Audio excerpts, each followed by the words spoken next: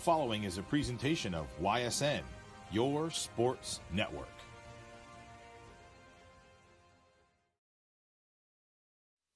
Hello and welcome all you football fans for another installment of YSN Live Football. Tonight, the Austintown Fitch Falcons visiting the Canton McKinley Bulldogs. And we aren't in Austintown anymore, but we are in Canton here at the Pro Football Hall of Fame to meet the 0-1 Canton McKinley Bulldogs, coming off of a loss last week against Menor. Of course, the Austintown Fitch Falcons 1-0, coming off of a win last week versus Cheney.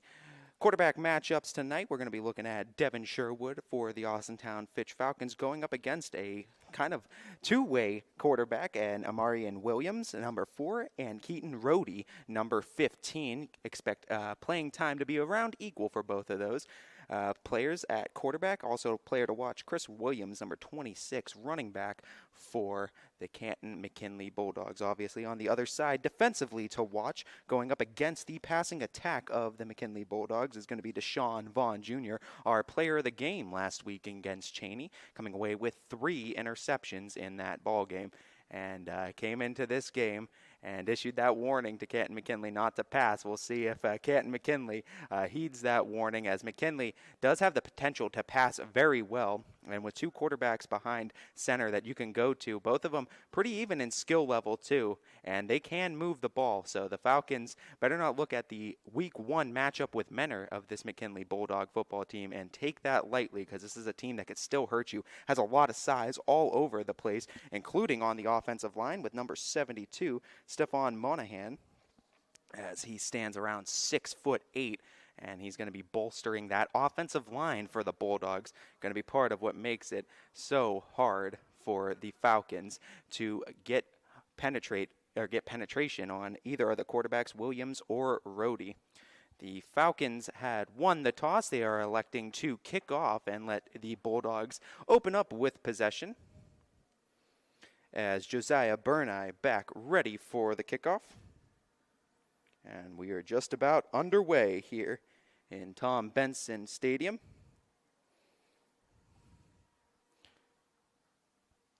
As the initial kickoff by Sherwood, and stopped up right around the 45-yard line, I believe. And that is going to be where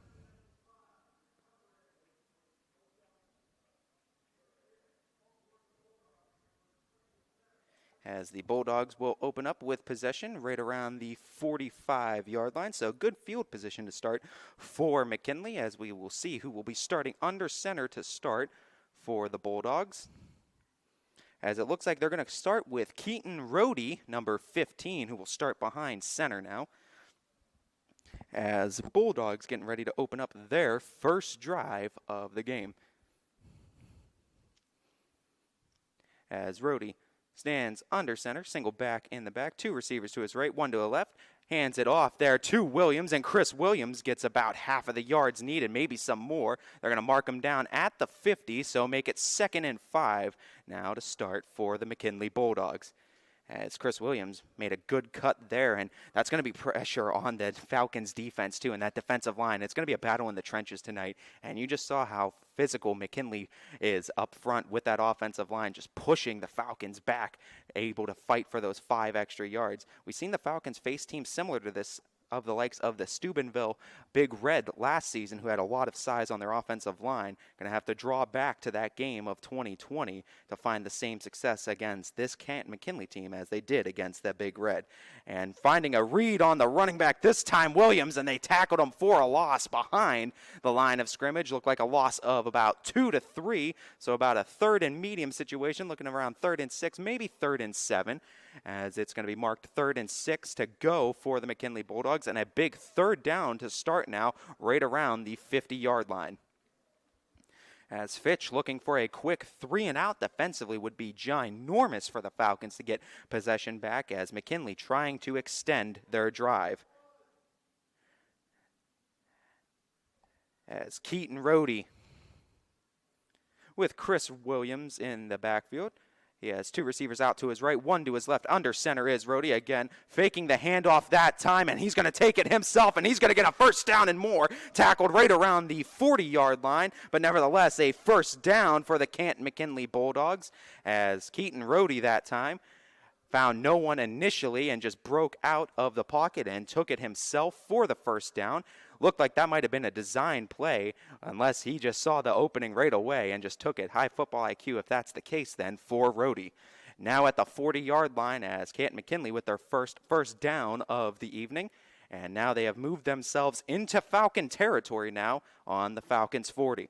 Rhodey again under center as they send one of the receivers into motion, as Rhodey gives it off to his running back Williams, and running back Williams just barreling into the defensive line of the Falcons and getting some more yardage. Looks like he gained about 4 on that, and if he's able to consistently do that all night against the Falcons, it's going to spell trouble for Fitch.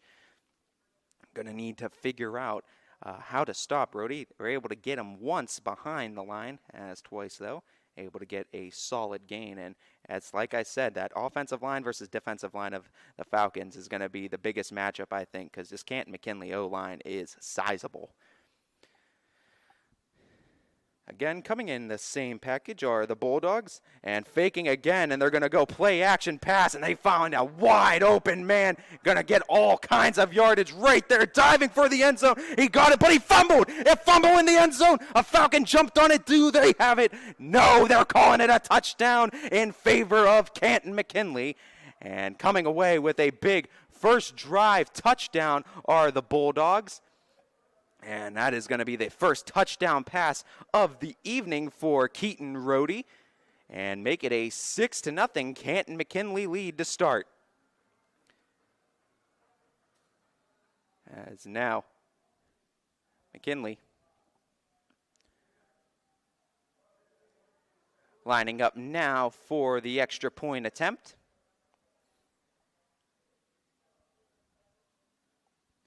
As Al-Assad able to split the uprights for the 7. And now the Canton McKinley Bulldogs, after just over 2 minutes, or just under 3 minutes, I should say, 2 minutes and 55 seconds of a drive, and it results in 7 for the Bulldogs as the Austintown Fitch Falcons look to get their first offensive possession underway. And of course, we will have that offensive possession right after this real quick break as we thank our friends over at Greenwood Chevrolet in Austintown. At Greenwood Chevrolet, shop with confidence knowing we're ready to go the extra mile for you. With the largest selection of used vehicles in the Valley, backed by the Greenwood Advantage Warranty. Every one of our vehicles has undergone our own 126-point inspection, so it passes the most important inspection, yours. No other dealership has the extra inventory, gives you extra for your trade, and goes the extra mile for you. Only at Greenwood Chevrolet.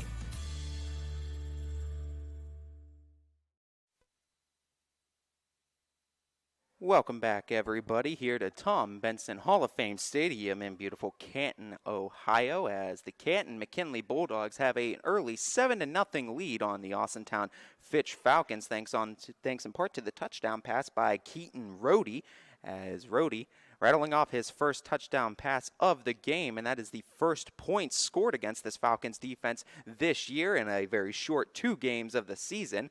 But nevertheless, the Falcons giving up one in the first possession of the game to the Bulldogs. Falcons now back ready to receive the kickoff.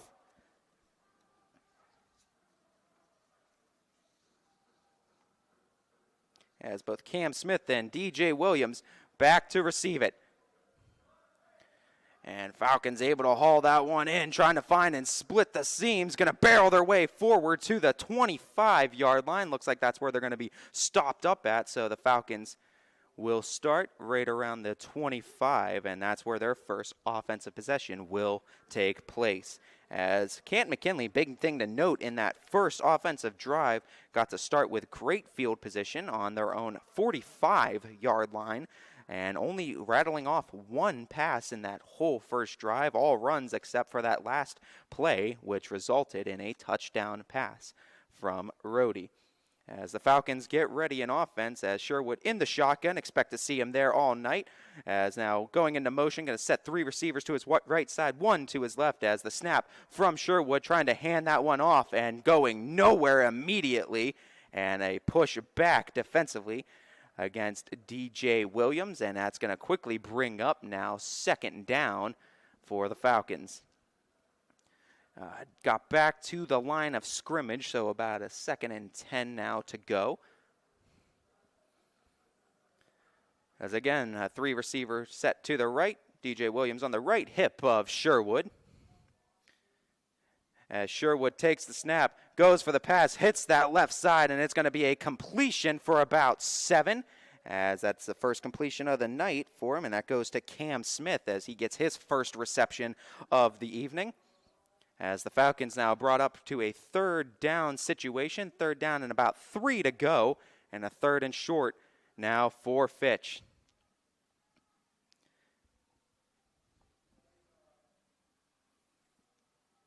As the Austintown Fitch Falcons donning their white away unis with the red numbering, Canton McKinley with the all red jerseys and the black bottoms. As Sherwood again rushing into trouble, going to have to escape it. He is going to escape it, get the first down and more. Stays inside and gets outside as we see Fitch able to get a first down, a big first down for the Falcons as Devin Sherwood found that outside corner, and that's the biggest thing. He has a great arm, and he can pass the ball, but if you do pressure him, great improviser too, able to escape out of the pocket, got himself to McKinley's 45 now. Again, Fitch, 2 receivers to the left, 2 out right. DJ Williams on the hip of Sherwood, going into motion now and faking it. No, giving it away, I should say, and getting a 5-yard gain on it, as looked like a great fake, even faked me out as Dan Evans III able to get a hold of that as they set him into motion, as Evans III picks up 5. And the Falcons now looking at a 2nd and 5 scenario, 7:55 to go here in the first quarter of play. And a trips formation to the right side for Sherwood. Single receiver out left, and again, it is going to be, I believe, DJ Williams. No, that's subbed in. Tyree Mitchell now getting his first carry of the game as Mitchell falls forward, and it looks like he might get the first down. He's right on the line, as it looks like he might be just a bit short, as it's going to be 3rd and inches. No. Let's see if they're going to bring the chains out and measure this one, as it looks very close from the spot they put it. As I believe no measurement to take place, so a 3rd and inches scenario now for the Falcons. Or no, they're going to move the chains now, so we finally get a decision. So it is a first down. Now we got everything set up, so Falcons now 1st and 10 scenario as they picked up another first. Quick fire ability to Tyree Mitchell as Tyree Mitchell falls forward again, got about 9 on the reception as this quick screen pass to Mitchell, and Sherwood gets them right there, 2nd and 1 now on right around the 25-yard line of McKinley as Falcons trying to answer promptly offensively against the Bulldogs defense. Biggest question mark, I think, was the Bulldogs defense last week against Mentor. And it was the biggest question coming into tonight's game. A power I formation and the handoff to Mitchell, and Mitchell's going to get the first as he gets just enough, got a couple yards extra, and Tyree Mitchell now picking up another first down for the Falcons, moving them again to 1st and 10, and they are right on the edge of the red zone now. As moving the ball very fluently are the Falcons, as McKinley has only really been able to get penetration once up the middle, and that was for a tackle for loss on DJ Williams. Again, 1st and 10 for the Falcons as 4 receivers set. Williams is on the right, again going into motion, faking it, and Sherwood keeping it himself and able to weave his way inside, and that's a first down again for Devin Sherwood. Picked it up this time with his legs as the Falcons move within the red zone as they're at the 11. 6:11 now left on the clock here in the first quarter. Falcons down 7-0, but on the edge of a response to the Bulldogs.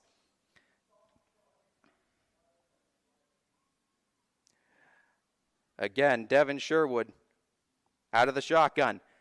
rolling out right. Throws it over top, able to get that reception and ride to the corner. He's going to go all the way to the corner for a touchdown as the Falcons promptly respond. Dan Evans III responsible for that one as he was able to get it and ride it into the end zone. But I believe a call is back, and it is going to get called back as a flag on the play.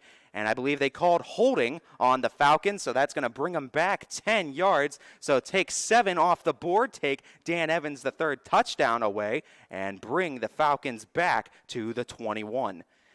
As a costly mistake up front for Fitch that erases a touchdown off of the board. Now looking at a first down and 20 for the Falcons.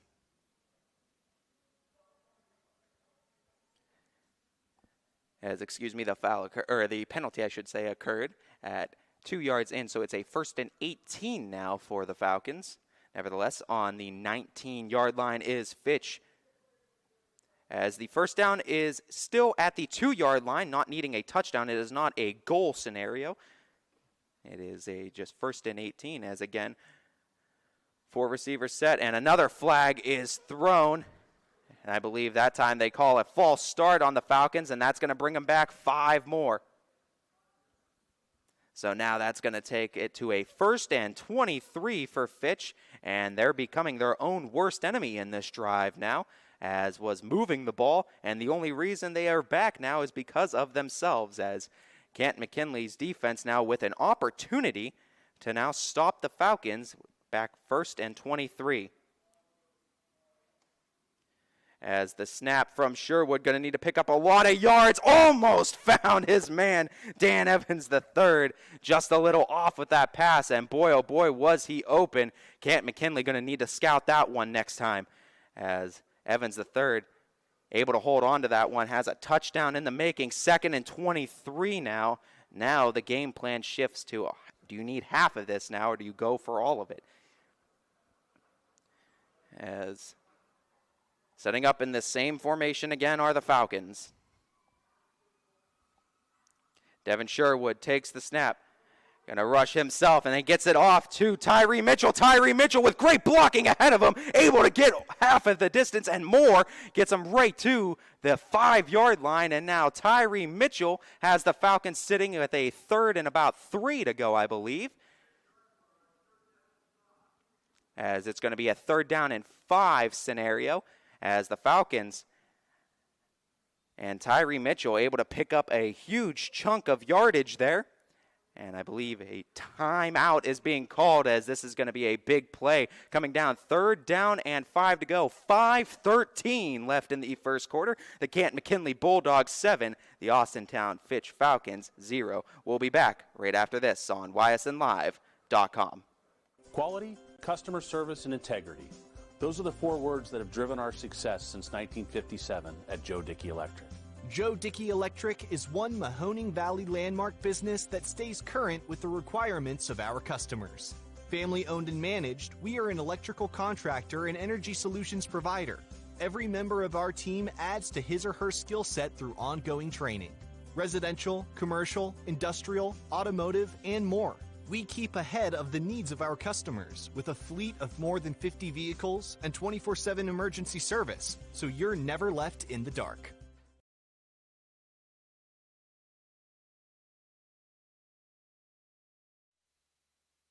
Welcome back, everybody, as we resume action here in the first quarter as the Austintown Fitch Falcons in a 3rd and 5 scenario. 5:13 left in the first as they are in the red zone, I should say, of Canton McKinley, threatening to score and trying to tie this ball game up.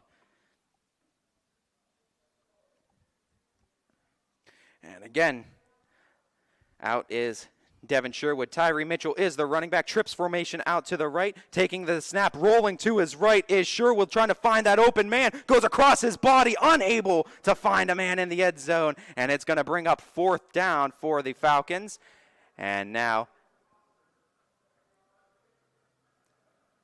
looks like they're going to have to set up for a field goal is Fitch. With a 4th down and 5, just looking to get points on the board and respond to Canton McKinley any way that they can.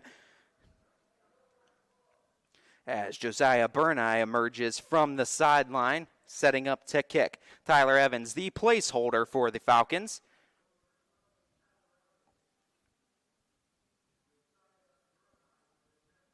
And I believe your snapper for the evening, I believe that is Sam Moxley.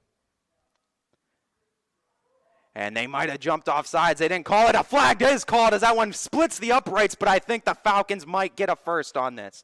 Let's see who they call it on, if that was on the Falcons or the Bulldogs. Someone jumped off sides. Was it on the offense or the defense? As a meeting in the middle by the officials as we are awaiting a call on this. Big, big play, no matter who the call is on either way, as it's going to back the Falcons up and make them retry the field goal attempt if it's against them. If it's against McKinley, you're looking at a first down for Austintown. As it's going to be offsides, as jumping in front was McKinley, and now that's going to set the Falcons up with better position, I believe.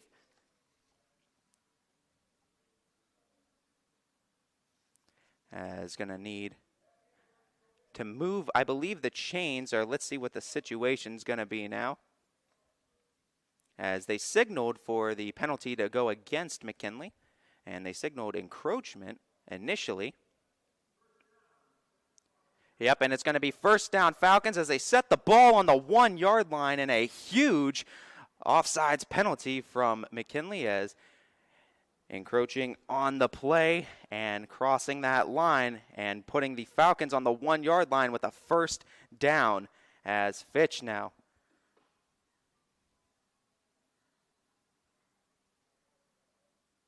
As I think there's now, I think Coach Parker coming out onto the field.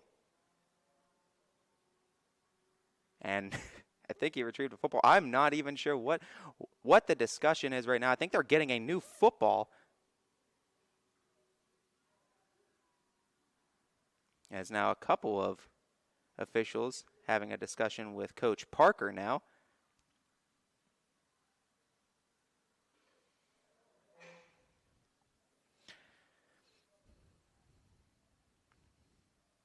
As we're awaiting a word.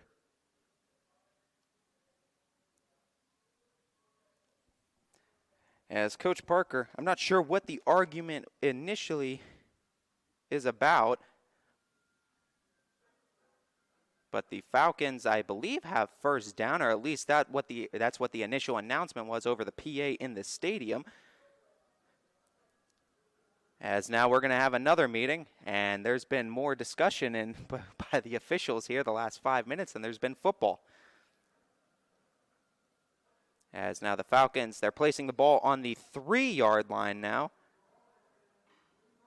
As that was, I think, the source of the issue. They remarked the ball, I think Coach Parker having an issue with where they're marking the ball. But nevertheless, the Falcons do get a first down, I believe. Or no, if that's going to be marked at the 3, then it's going to be marked as a 4th down now. And 1 to go. So now the decision is, do you still want to kick the field goal or do you go for it on 4th down? So that backs the Falcons up. So that makes a lot more sense as Coach Parker now. You can understand the frustration, and again, going to go back. And you would imagine just take the field goal unless they're going to go for it now. Just take the points. Why re-kick the field goal initially? But I think there's going to have another discussion, and you want to get this right because this is a big play in this game. You want to make sure you place the ball right, and I don't know. Looking back at it, I don't know initially where the ball was placed at the spot of the foul, and that's something we can look back on replay-wise, but it's still going to be a big call either way, and this is one you want to for sure get right. Looks like the Falcons are going to go for it regardless of the down situation as Devin Sherwood back out. And this is a big, risky decision now by Coach Parker as we finally have a decision. It is a 4th down and 1 situation for the Falcons on the 3 yard line, needing to get to the 2 for a first down. Not a goal situation. 5:07 left here in the first quarter. Devin Sherwood out in the shotgun. 3 receivers out to the right, 1 to the left. In the backfield is DJ Williams. And sending him into motion. Sherwood taking the snap, handing it off to Williams. Williams barreling his way forward, and it looks like he might have gotten in as he falls forward. He did, it looks like, as one marking is a touchdown, as one is saying short, as it might be. And it looks like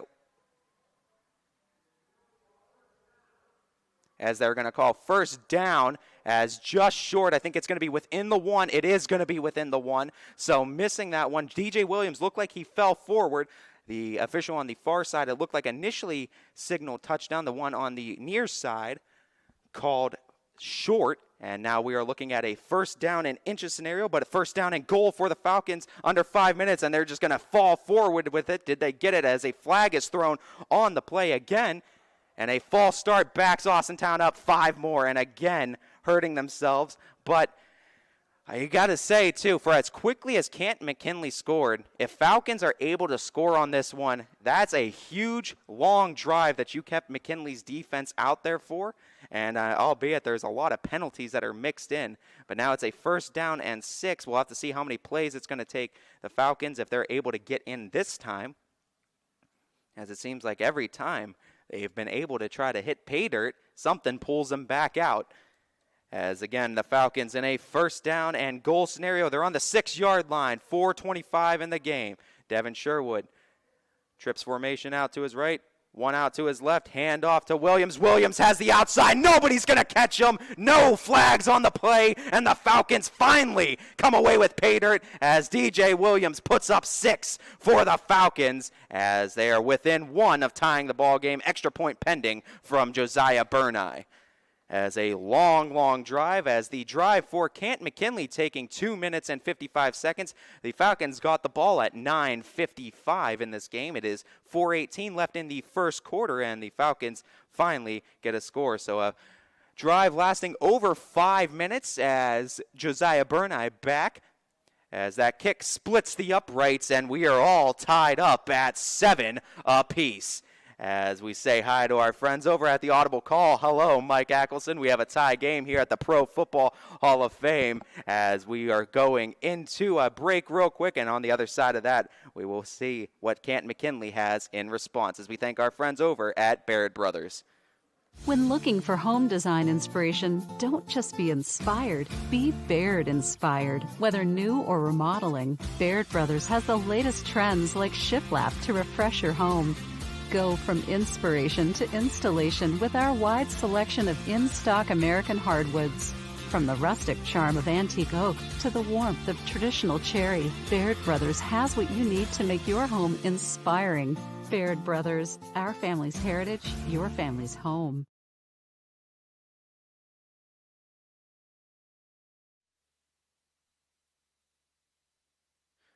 Welcome back, everybody, as we are tied up here in the first quarter. 4:18 to go as the Falcons able to tie this one up on a rushing touchdown by DJ Williams. As now back ready to kick it off is Josiah Burneye as Canton McKinley back ready to receive. We'll see what the Bulldogs have in response as this game now tied up at 7 apiece.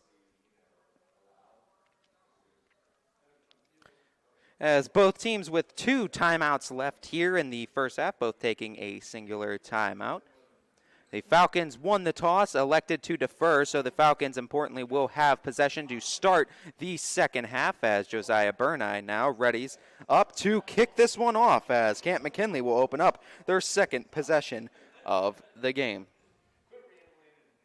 As that one is going to be a touchback, goes into the end zone, and McKinley will start at their own 25.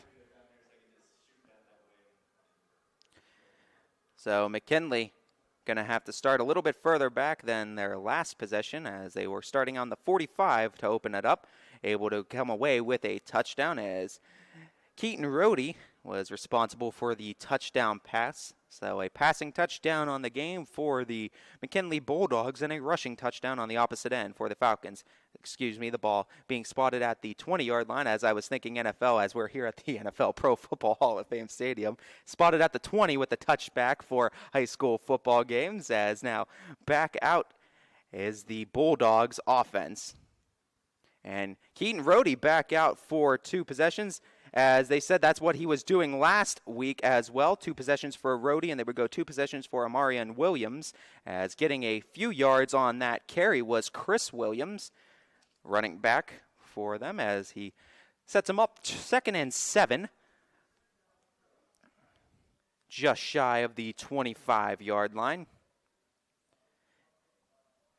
As steady with the run has been Canton McKinley, as they've been trying to establish it early on. Only 1 pass attempt, and we already know what that pass attempt went for, as trying to open it up and go play action, and we saw that was what the pass attempt was that play action. As this running game, they try to lull you to sleep with it before they attack you with the play action. Going to need to be something, a focal point the Falcons need to watch as a flag on the play, going to stop the play dead. I believe they signaled false start on the Bulldogs, as we're going to wait to get our call from the official.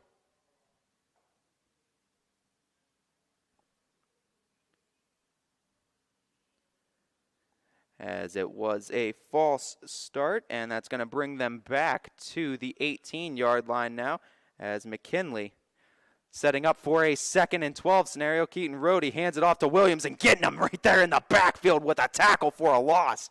And emphatically are the Falcons that time responsible for that tackle and getting in there with that great penetration. Aaron Hively, as he was able to get a tackle for loss, sets them up now 3rd and 12, 3rd and 13. And a big 3rd down now for Canton McKinley, looking to get out of this, as they were able to convert a couple 3rd downs in their first drive of this game. Going to need another big one here, as the Falcons looking for a big stop. 2:45 to go in the first quarter, as Keaton Rhodey under center, as they send it into motion, and they go with the handoff to Chris Williams. He's going to have a seam, and a flag is down on the play. Chris Williams is marked just short of the first down, I believe. I think they marked him short a yard. We'll have to see what the flag is on. And it's going to be a holding penalty against the Bulldogs, so that's going to bring them back 10 more, as now, much like the Falcons in their first drive, the Canton McKinley Bulldogs now having issues with penalties on the other side. But now the question becomes, do you want to take the 4th down and 1 scenario, or do you want to back them up and make it a 3rd down and long scenario? As it's going to be 4th down and really short, and with the running game of Canton McKinley, I think, yeah, they're going to just play this one smart, back them up.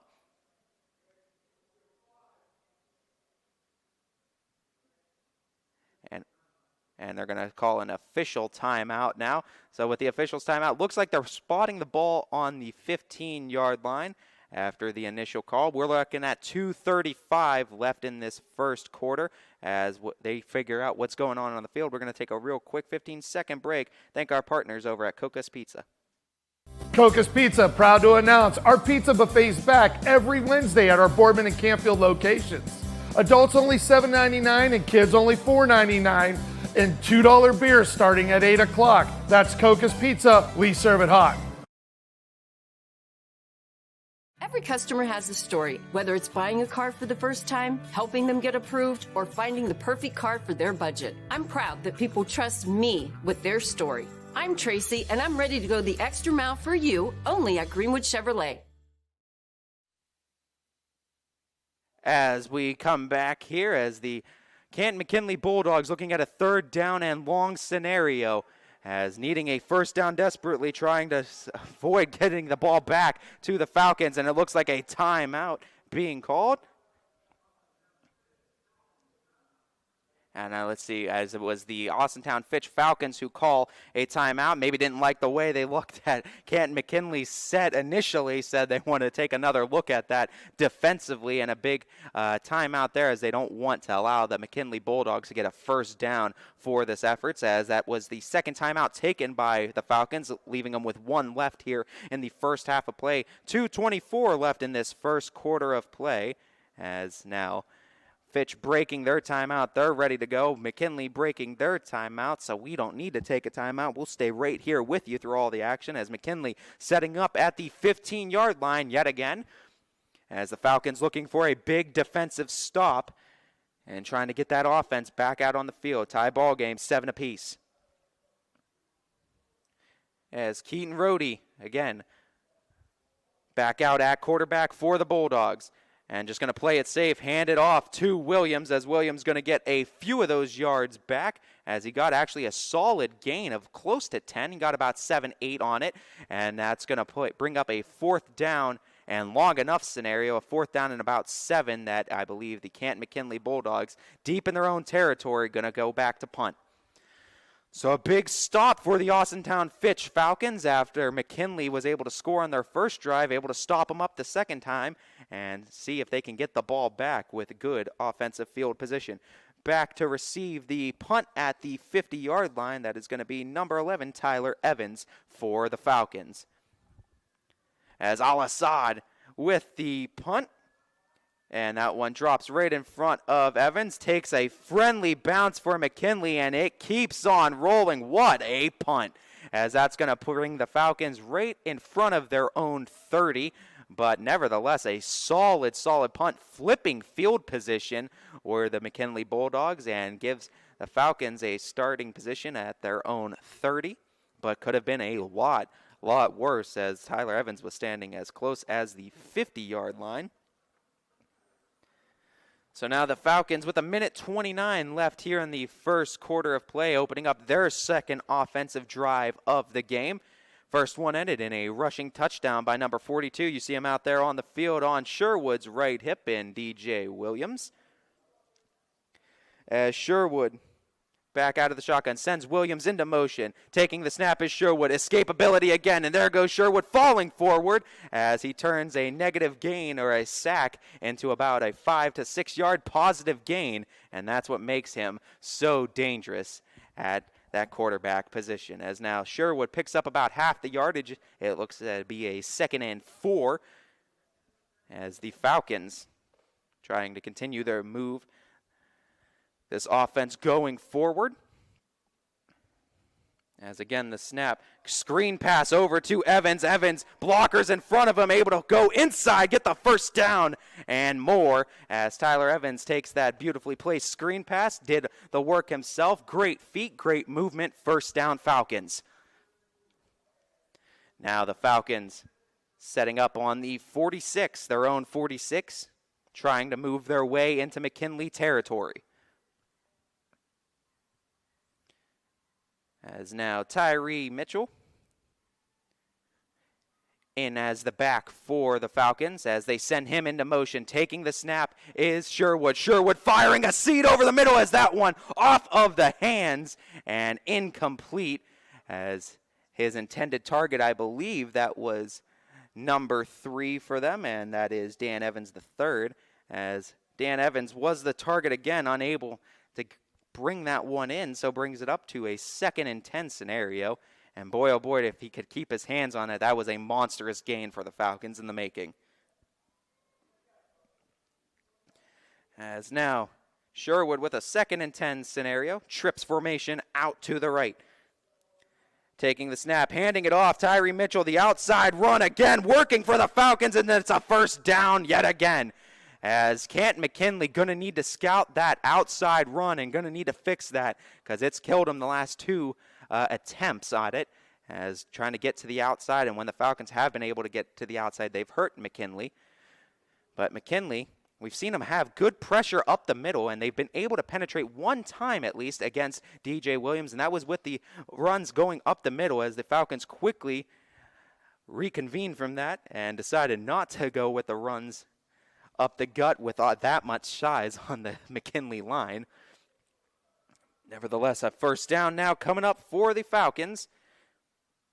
As taking the snap, handing it off to DJ Williams, and keeping it is Williams, and Williams going to take off running. He's going to take it to the house, and he's going to take it in for 6 as DJ Williams, touchdown number 2 on the game, has put the Falcons up 13-7. What a run outside by Williams as he turned on the burners, and you weren't catching him from there.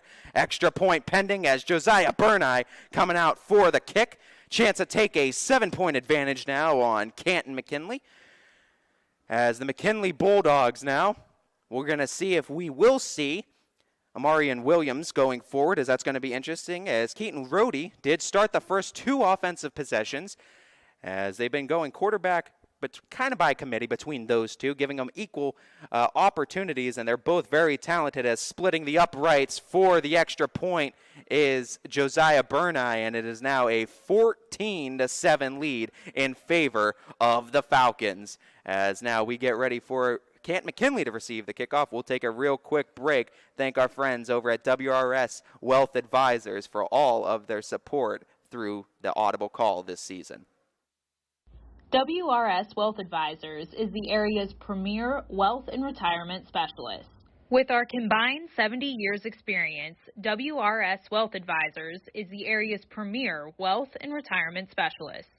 Call 330-965-0370 to learn more about our individual and corporate financial planning services, or visit WRSwealth.com. Good luck, athletes. WRS Wealth Advisors, the area's premier wealth and retirement specialists, located on South Avenue in Boardman.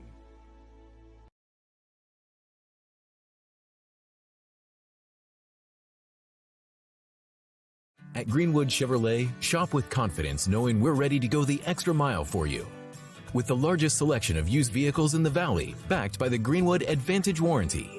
Every one of our vehicles has undergone our own 126-point inspection, so it passes the most important inspection, yours.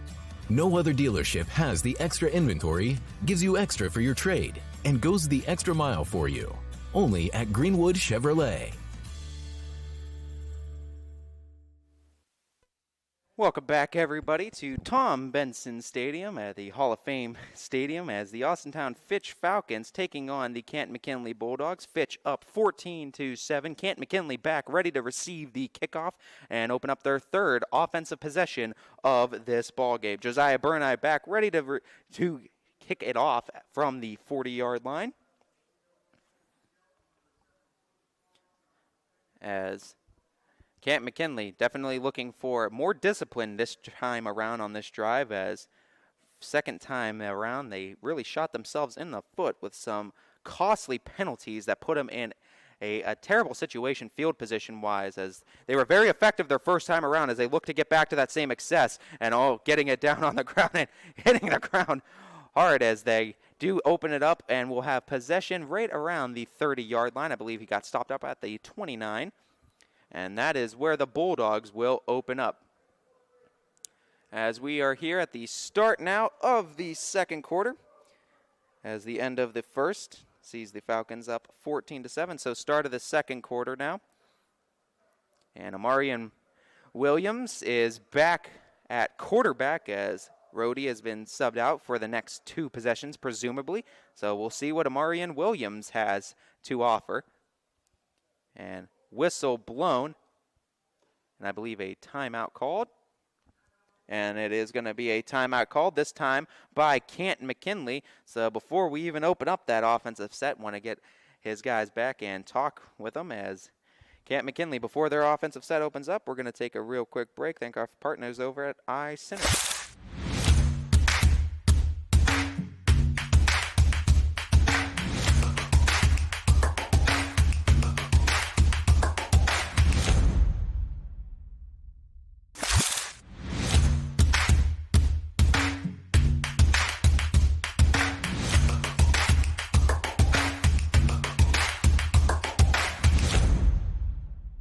At Greenwood Chevrolet, shop with confidence knowing we're ready to go the extra mile for you.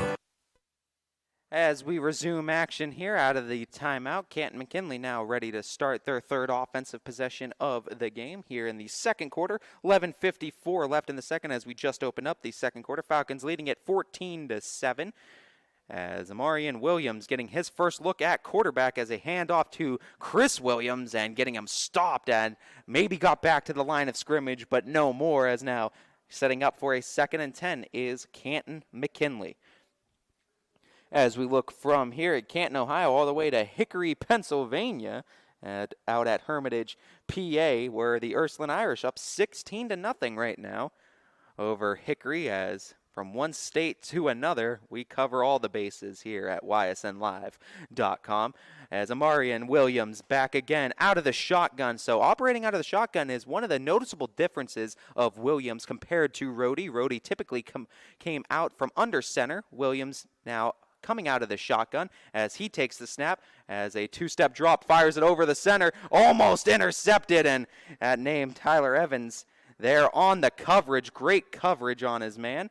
Able to break that one up, and now it's going to bring up a 3rd down and long situation for Canton McKinley, so at risk of quickly going 3 and out.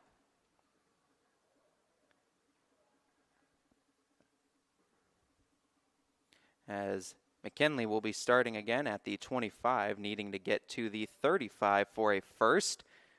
As the Falcons now coming up with a big 3rd down, and would be huge if the Falcons can get possession back yet again. McKinley looking at a big 3rd down scenario, as Amarian Williams actually has a really good arm on him and able to get that last pass there rather accurately, as Amarian Williams rolling out to his left, able to complete that pass, trying to come up and make the tackle, rolling off of defenders, able to get an incredible 1st down. Fighting forward was McKinley, and boy, oh boy, do you love the hustle. That one looked to be number 9, Colin Ruffin, for number 5, as that is Harold Fannin Jr., and we heard a lot about him too, as he is going to be a big name to watch, wide receiver-wise. I believe 6'3", 6'4", 230 pounds at receiver, and he can be a problem as well. And going to be a big target and a big 1st down, though, for Canton McKinley, as now they're going to set up shop at the 36-yard line, as Amarian Williams able to get a 1st down, and it looks like another timeout called, and I believe this is going to go on McKinley as well, as McKinley taking their final timeout of the 1st half. And not liking what they're seeing out there on the field, as they're going to bring everything in, take their final timeout, as needing a big offensive score this drive. 10:27 left, and Fitch getting the ball to start the 3rd quarter, as Canton McKinley knows how important it is to get some points on the board this drive. We're going to take a real quick 26-second break. Thank again our friends over at WRS Wealth Advisors. Hi, this is Tommy Clem, owner of WRS Insurance Solutions. WRS Insurance Solutions is a local independent agency that specializes in life, Medicare, long-term care, and disability products. Call us at 330-953-3722 or visit us at wrsinsuranceSolutions.com to learn more. Good luck to all the student athletes in the Valley.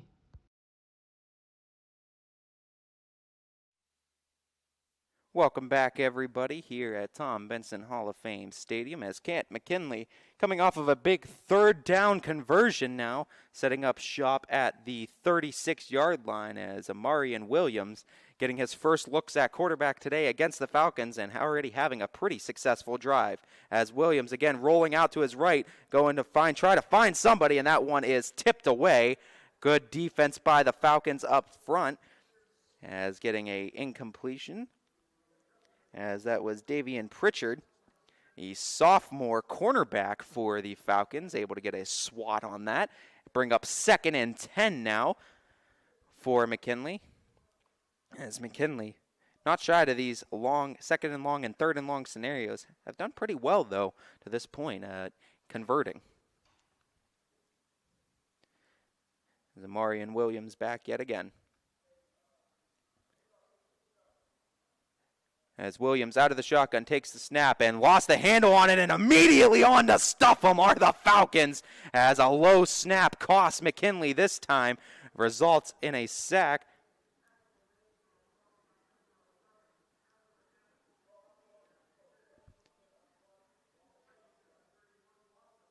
As it's now going to be a 3rd down and 15, 10 minutes to go and ticking here in the 2nd quarter of play, as Amarian Williams had to dig that one out of the earth. And by the time he realized he had it in his hands right there to swallow him up were the Falcons' defense. Williams back again in a 3rd down and long scenario. 3 receivers out wide to his right, 1 to the left. and on his right hip, I believe that is Trayton Mackey. And a flag thrown on the play, and I believe that one going against Canton McKinley, so that's going to back him up more. And very similar, almost getting deja vu of their second offensive possession in this game, where they were able to get the ball moving, and they were looking really good for a portion of the drive. But then all of a sudden, shooting themselves in the foot again with some penalties, and now it's bringing them up to a 3rd and 20 scenario. So after a big 3rd down conversion, going to need some more magic and rabbits to be pulled out of the hat, as Amarian Williams back again out of the shotgun as he rolls again to his right, gets stopped up there. Great change of direction. He's just running left now. No one's on that left side of the field. Oh, clear skies ahead for Williams as he keeps on going. Huge 1st down conversion for Amarian Williams. And boy, oh boy, stopping on a dime, change of direction. Wow. Oh, my goodness. And you talk about someone that's going to be a problem, someone that's going to be hard to stop. That's hard to stop, folks. When you have a guy rolling out to your right like that and can stop on a dime and that change of direction right to his left, oh, my goodness, had everybody in the whole stadium fooled, all going out right, and now trying to get back out left, as now, I believe, a timeout being called now on the field. I'm not sure if this is an injury timeout or what the situation is right now as we await here. It looks like just a regular timeout for the time being, but we will await here. Oh, is it a Fitch? As we do see, yes, there is actually, as we do get sight on it, as we do have, I think, an injured player down on the field. So we're going to cut away from this real quick. And when we come back on the other side of our break, we're going to get our updates on it and make sure everything's all right. And we'll be right back here on ysnlive.com. New things happen all day. Some are good, some not so good. In today's complicated world, while you're busy working, playing, and living life, we're busy helping you make sense of the day's news. And there's only one place where it comes together with clarity, context, and accountability. It's 21 News at 6 with me, Madison Tromler, and Derek Steyer. 21 News at 6. It's what the day's news really means to you. Welcome home to a home made homier with Baird Brothers Fine Hardwoods. Inspiration starts at BairdBrothers.com and is turned into reality when high-quality hardwoods are delivered right to your home. Baird Brothers has the latest design trends, shiplap and skinny lap interior siding, antique oak rustic flooring. And, well, you'll find them all at BairdBrothers.com. Ordered easily, delivered conveniently, enjoyed comfortably. BairdBrothers.com. WRS Wealth Advisors. As we cut back in, and yeah, injuries are never something you want to see, as it looks like Sam Moxley is the one that was down. He's able to walk on his own power. It looks like they were able to get him to his feet. It did look like a lower body injury. I believe it might have been something to do with the leg, whether that be ankle, knee, you don't know. But we, of course, wish Sam Moxley the best in his future health and endeavors, as we obviously hope he's able to get back for his senior year back out onto the football field. As now, we're back here, though, and Amarian Williams had a huge 3rd down conversion, as he was able to create it himself, taking the snap again and trying to hand it off and go up the gut. The run that time does not work. Falcons had that one scouted well, as it's going to bring up 2nd and 10 now for Canton McKinley. As Amarian Williams, though, has come in and has been a jolt of lightning for this offense, and really coming out of that shotgun, I think, has really been a thing that the Falcons haven't been able to adjust well to, as we see him coming out of the shotgun gives him a lot more options to run himself, and boy, oh boy, does Williams have the legs on him to be able to run and run effectively. As a flag is thrown, I believe they're going to call that one false start. Yeah, they are, and it's going to back up the Bulldogs again. With as much as the Bulldogs are hurting themselves, if they result this play or this drive in a touchdown, you might see it have 200-plus yards, because it feels like they have to go 2 football field lengths to get the touchdown with as many times as the plays have been called back on them. Incredible and scary to think what this offense can do if it's playing with a little bit more discipline. as a 3 receiver out wide to Williams, left 1 to his right. Taking the handoff and keeping it himself was Williams, trying to break some tackles and gets tackled up and stopped short of the original line of scrimmage as he tried to fall forward. Did get a few yards on the play as a gain of about 4 is going to bring up 3rd and 12 now for McKinley. As decision time now, as you're looking at about 7 minutes and 35 seconds and ticking right now in the second quarter. Fitch getting the ball to start the third is a big thing going forward. So you got to figure, if you're McKinley, do you go for it now that you are in Falcon territory? If you don't convert here is going to be the biggest question. As Williams out of the shotgun takes the snap. Fires over the center and right there, reading it perfectly, but what a catch! What a catch up front, and I believe, again, Trayshawn Foster that time was the one responsible for making the catch. Falcons were there right in time to make the tackle, but it does look like he held onto it, and if he did, that is one heck of a catch. And I believe if they're going to give him forward progress, and I think they are, I think that is going to be a first down. So another monstrous 3rd down conversion for McKinley and Amarian Williams. As Amarian Williams shining bright right now when his team needs him the most. Another big 3rd down conversion. As taking the snap again, Williams trying to go over top with it, and that one looks to be picked off, and it was, as a flag thrown on the play, though. We'll have to see what this one is on.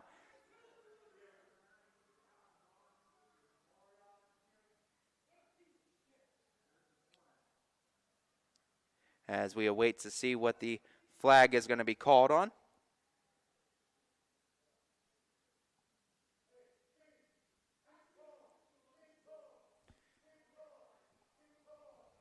As the one that did come away with the pick, that was Deshaun Vaughn Jr. As we know, he was responsible for 3 interceptions last week. Got his hands on another one, as you don't want to throw his way. He issued that warning, did come away with his hands on it, but it does look like the play goes, or the flag goes against the Falcons, and that's going to move the McKinley Bulldogs forward, as I believe it was pass interference. I can't imagine what else it could have been called on that one. So a pass interference call sends McKinley forward 15, and now sets them up with a 1st and 10 in the Falcons' red zone.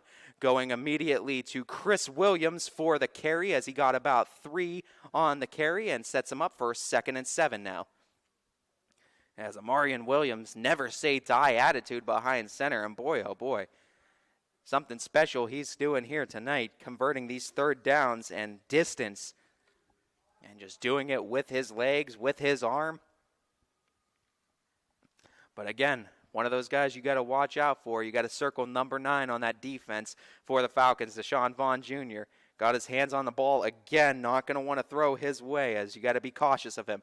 As Amarian Williams with the snap hands it off to Chris Williams. Chris Williams right around that 1st down marker. I think they're going to mark him up short of it, as it looks like it's going to be 3rd down and about inches, maybe a yard, as another 3rd down situation. But I think at this point it's 4 down territory for McKinley. As with 5:22, this is a huge score, and it would be huge if McKinley can figure something out on defense. You got to remember, Falcons do get the ball to start the 3rd.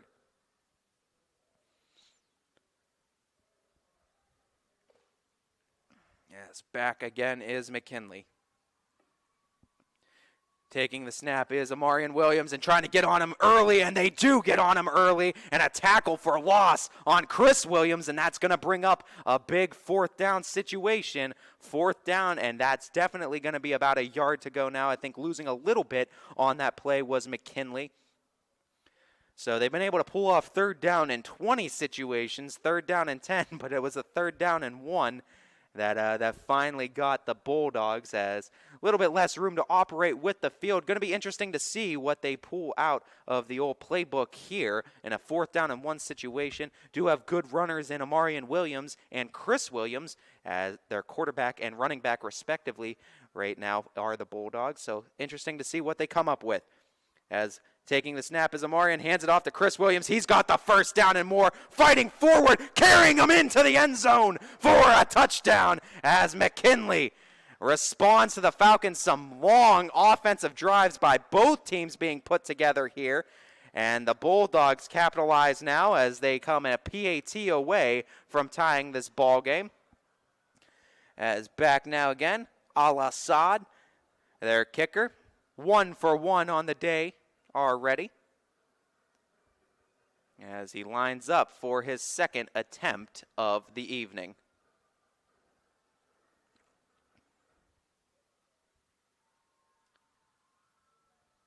As taking the snap, and the kick is up, and the kick is good, splits the uprights, and Al-Assad ties the ball game at 14 apiece. 4:06 left to go in the first half of play. Falcons getting the ball back, and we'll have that all right here live on ysnlive.com right after this. It's a new year at Acura of Boardman and Boardman Mitsubishi with huge savings on over 350 fully inspected vehicles. We have cars, trucks, SUVs, minivans, and work vehicles. We don't have it, our team will find it. We aim for 100% credit approval with payments as low as $99 per month. And as always, we'll pay top dollar for your trade. For a great vehicle and a great experience, come see why everyone is stopping by at Acura Boardman and Boardman Mitsubishi. At Greenwood Chevrolet, shop with confidence knowing we're ready to go the extra mile for you. With the largest selection of used vehicles in the Valley, backed by the Greenwood Advantage Warranty. Only at Greenwood Chevrolet.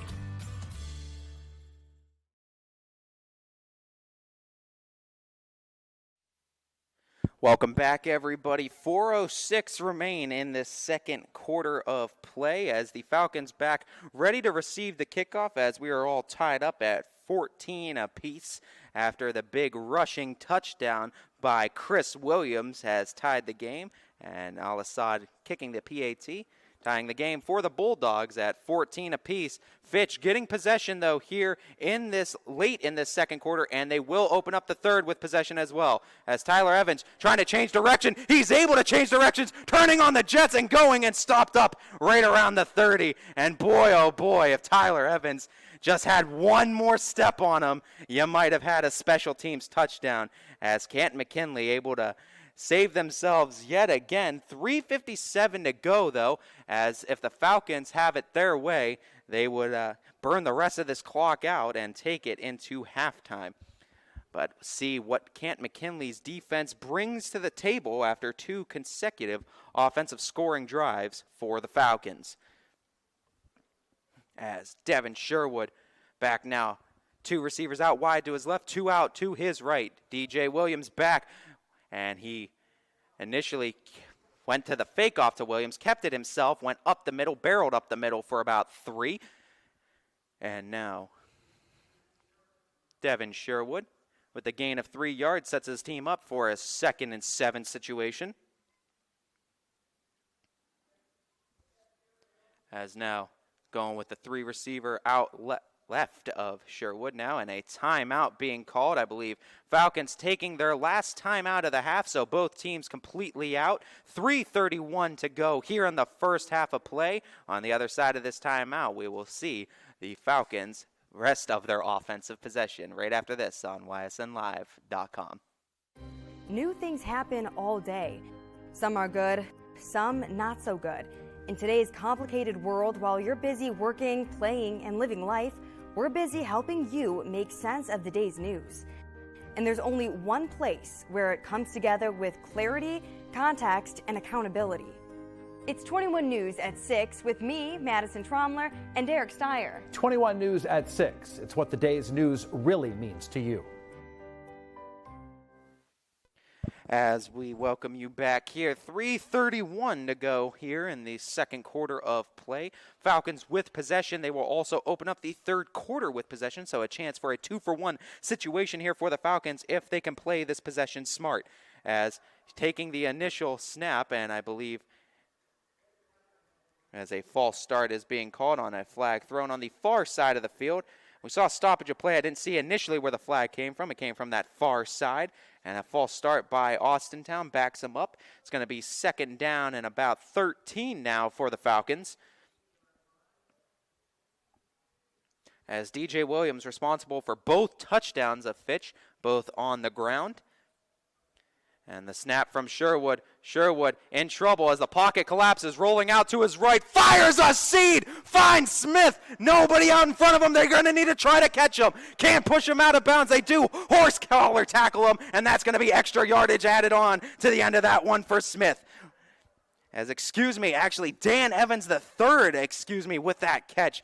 Initially, looked like Smith came away with it. No, that was Dan Evans III, as Dan Evans a couple of times has been targeted tonight, and we saw those couple of times that he did have the ball in his hands. Couple of drops, though, as he does come through big time with a huge, monstrous gain for the Falcons. But now you left a little bit of time for McKinley, and this is actually a pretty good situation for the Bulldogs. If the Falcons score too quickly here, McKinley's going to have time to take this ball back down the field. But with no timeouts left, going to have to work in a very quick 2-minute offense, you figure, if you are McKinley going forward. So Devin Sherwood now, after the big pass to Dan Evans III, has now got his team set up first and goal at the 5. Sending Tyree Mitchell into motion. Taking the snap is Sherwood. Sherwood trying to find the end zone himself. Did he get it? As we await the sign. Yes, he did, as a touchdown for Devin Sherwood, as he's able to barrel his way forward and get another rushing touchdown for the Falcons, 20-14, pending the extra point, as Fitch reclaims the lead. 3:11 to go here in this second quarter, first half of play, and boy, oh boy, was that ever a quick response for the Falcons. As now back for the PAT, Josiah Burneye, 2 for 2 on attempts today. As that kick is up and through the uprights, make it 3 for 3 on the night for Josiah Burneye, as now the Falcons retake a 7-point advantage. So McKinley going to get the ball back with a few ticks over 3 minutes to go, and we'll have Camp McKinley's offensive possession right after this on ysnlive.com. Your teams work hard and give it all they've got. Well, so does ours, because 21 Sports and YSN give you extra effort when covering local sports. 21 Sports and YSN, winning coverage of our Valley's teams. Planning a project around your home or rental property? Trust the electrical service to the local experts with 62 years of serving the Mahoning Valley. Joe Dickey Electric is your local go-to source for responsive, reliable residential electrical work. From everyday maintenance and repairs to new installations, electrical upgrades, and safety inspections, no job is too big or too small. Call Joe Dickey Electric today, 800-549-3976, or visit DickeyElectric.com. That's DickeyElectric.com. Dealing with Medicare can be confusing and overwhelming. That's why here at Myers Family Insurance, we do our best to give you honest and caring answers to all of your questions. Family, like Medicare, isn't always perfect, but when you put others first, the results can be amazing.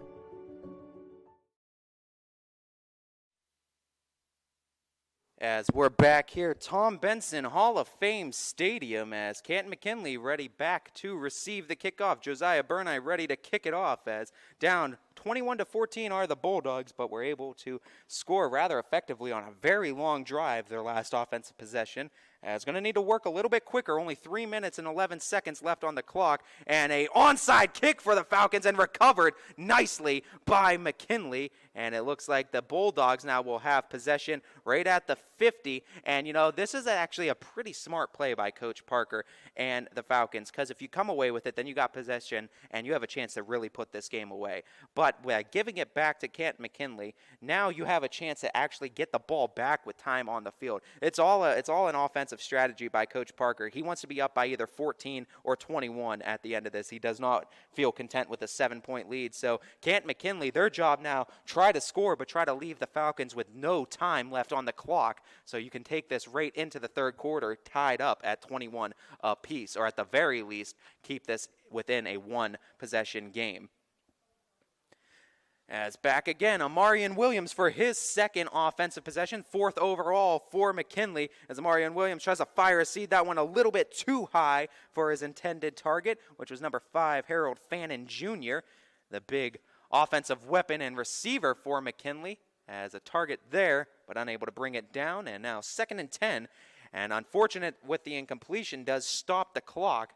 And that's the biggest enemy right now, I think, for McKinley. They got to play smart with the time that is going to be allotted to the Falcons. As Williams again setting up out of the shotgun and checking off to his coach on the near side of the field. And an adjustment, Chris Williams now goes into motion now on the right side of Williams as Amarian Williams hands it off to Chris Williams, and they had that play scouted, did the Falcons, stopped it right at the line of scrimmage, and a big 3rd down and 10 situation. You got to figure McKinley's content letting the clock run and letting that play clock run as far down as they can before getting this play off. Now, the big thing is for McKinley, can they convert another 3rd down? And more importantly, can Amarian Williams convert another 3rd down? He's been able to pull some rabbits out of his hat earlier in this game. Let's see if he has another in store. As going with a 3 receiver out wide to the right, 1 receiver out left. And taking it is Williams. Williams, pocket collapses. They're trying to get a hold of him. Unable to get a hold of him. Falling down, and they completes another catch. Does it get a completion? No, I think they're waving it off. Was it a trap is the big question. I believe 1 waved it off, 1 called a catch. I believe it's called a catch. What a catch and what a throw by Amarian Williams. As Patrick Mahomes-esque almost, as Amarian Williams fading away, falling to the ground, able to get an accurate pass off. What another 3rd down conversion from this young man as he continues to shine in this ball game. As Amarian Williams again taking the snap, looks to his left, goes for the screen pass, trying to get it in there as that might be a fumble, and it looks like it is. Able to jump back on it though is McKinley. So no harm, no foul, but it does back him up some, and they're going to be back at the 40-minute, 48 and ticking.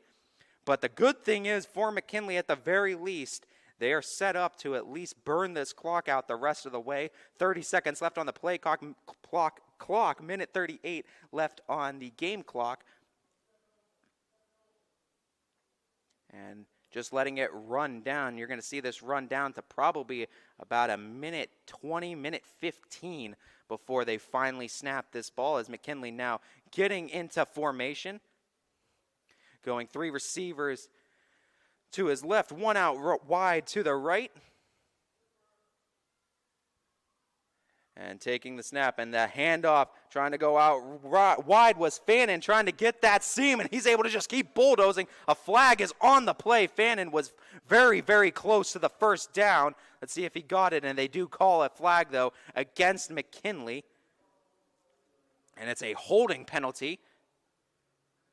The holding penalty against McKinley is going to back him up 10. More importantly, he's going to stop the clock, though, for the Falcons at a minute 02.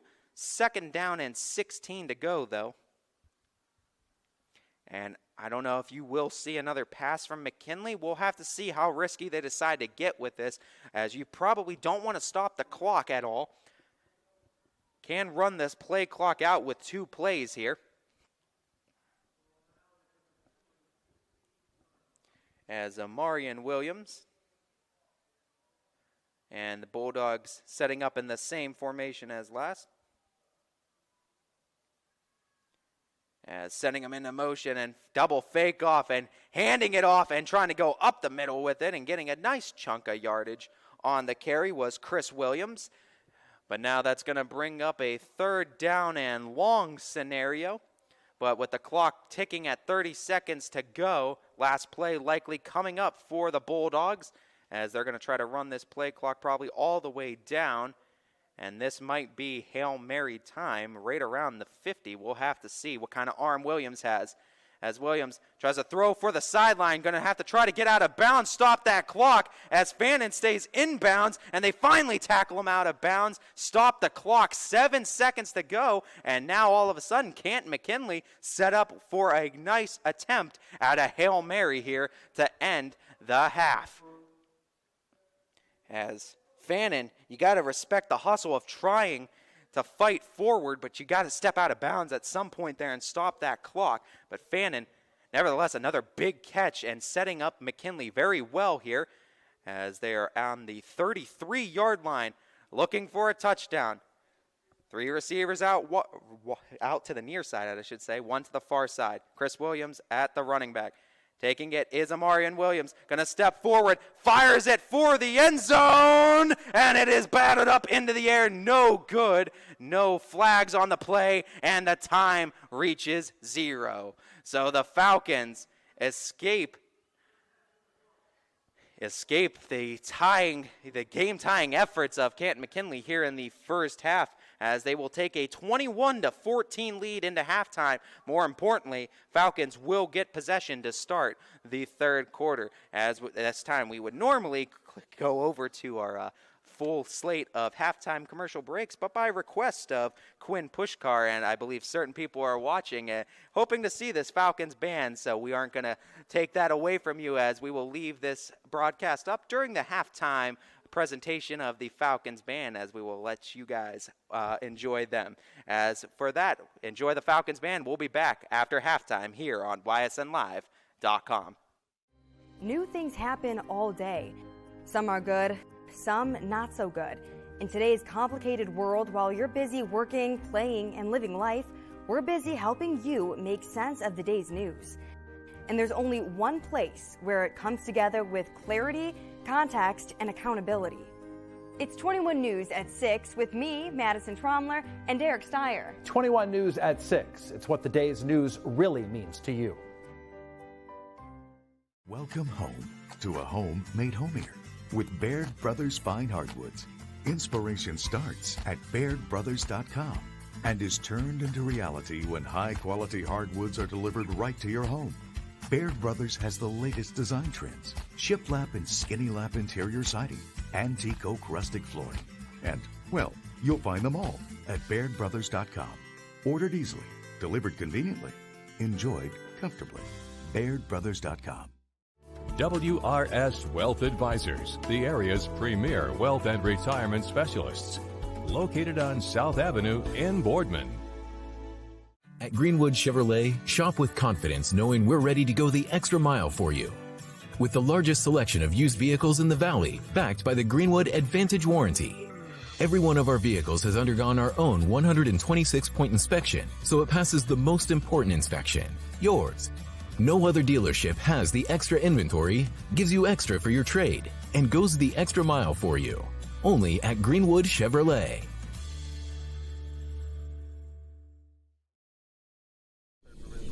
We are there in your community. Small business owners, mechanics, police officers, homemakers. And we are there serving our nation in the Air Force Reserve.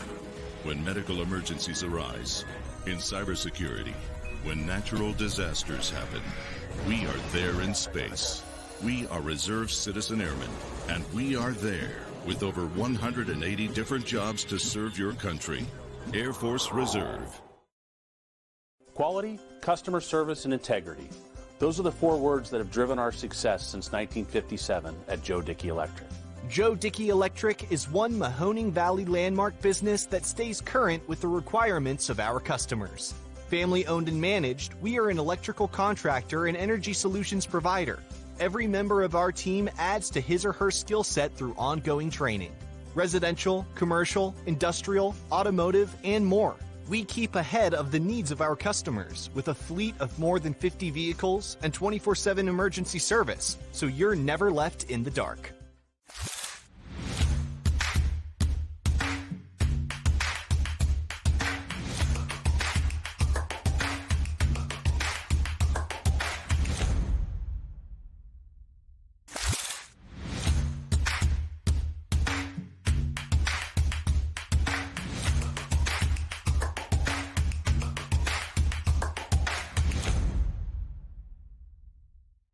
Working with your family can be stressful at times, but because they're family, you know that you're going to get a loving, honest answer, even when things don't make sense to any problem.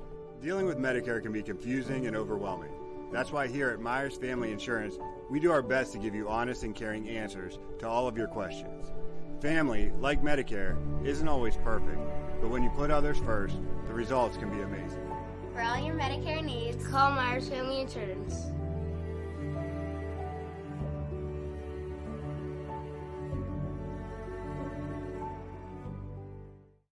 Storm season. I think we're under the gun for some heavy storms over the next couple of hours. And Storm Tracker 21 is ready. This is probably the one we're keeping a closer eye on. On air. And locally, we're going to have a lot of eyes on our area. Online. All right, let's talk high-risk futurecast and the timing of this weather. On social media and on our app. Notice we'll have scattered showers on Thursday. Stay ready with Storm Tracker 21. The severe weather threat now through around sunset this evening. Hi everyone, this is DJ Yoakley with Your Sports Network. We appreciate your support of YSN and welcome you to the YSN family. Our broadcast streams are brought to you live at no cost to you by sponsors that are local to this community. Without the vision and generosity of our sponsors and partners, we would not be able to bring this game to you today. So please support the great businesses and leaders that are making this game possible. And if you're a business in need of great advertising and sponsorship opportunities, feel free to head over to our site for more information on the right fit for you. We are local, we are loyal, and we are live. We are YSN.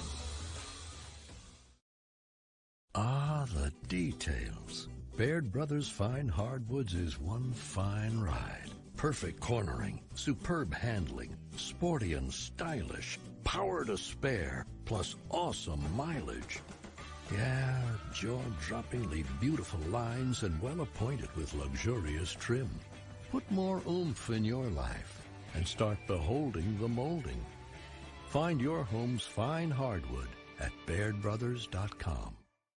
Right now is a great time to get more for your trade-in at Tri-State Ford. Choose a new Ford or from our great selection of pre-owned vehicles. Plus, you'll get the Tri-State Ford Advantage, including a 10-year, 200,000-mile warranty and more.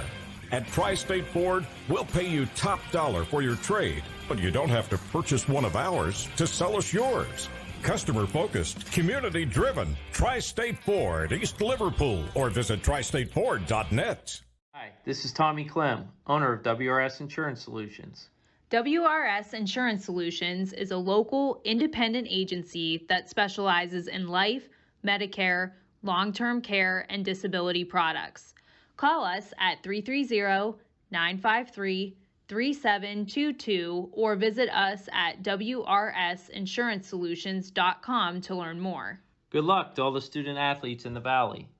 Hi, I'm Colin Chupa. And I'm Kelsey Clem from K-Squared Marketing. Our boutique marketing firm specializes in media planning and buying, public relations, event marketing strategies, and strategic sponsorships. We can integrate our services with your existing game plan, or we can be your entire marketing team. Your goals, our game plan. Let's win together. Call K-Squared Marketing at 330-623-2730 or visit ksquared.marketing to learn more. Every customer has a story, and at Greenwood Chevrolet, we are committed to making sure it ends with you in the right vehicle. I get to be part of somebody's adventure, whether it's buying a car for the first time, helping them get approved, or finding the perfect car for their budget. I'm proud that people trust me with their finances. They trust me to take care of them, and they trust me with their story. I'm Tracy, and I'm ready to go the extra mile for you, only at Greenwood Chevrolet.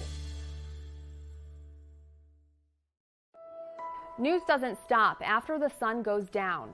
Sometimes you just have to hustle to get it. At 21 News, no matter how far it is, no matter what it takes to get there, we're working to bring you the best stories and the freshest content at 11 p.m. with the context and clarity that makes it worth staying up for, no matter what time it is. 21 News at 11 with me, Aaron Simonek, and Derek Steyer. 21 News at 11, news that's worth your time. Jimmy Sudman here, director of Isle, Purple Cat, and Golden String. We are happy to support YSN and two of my favorite people, Scotty Mincher and Super Dave O'Malley. We are an agency that provides services for adults with disabilities.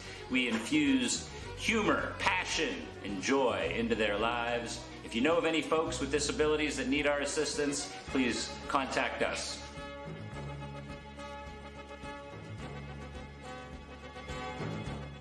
Your teams work hard and give it all they've got. Well, so does ours, because 21 Sports and YSN give you extra effort when covering local sports. 21 Sports and YSN, winning coverage of our Valley's teams.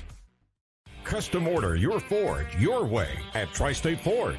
Choose the available features that fit your life and style, from the all-new 2022 Ford Maverick F-150 Lightning through the entire Ford lineup. Pick your color, trim level, and options. Plus, get the Tri-State Ford Advantage, including a 10-year, 200,000-mile warranty and more.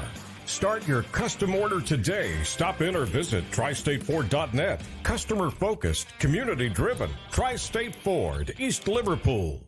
Dealing with Medicare can be confusing and overwhelming. That's why here at Myers Family Insurance, we do our best to give you honest and caring answers to all of your questions. Family, like Medicare, isn't always perfect, but when you put others first, the results can be amazing.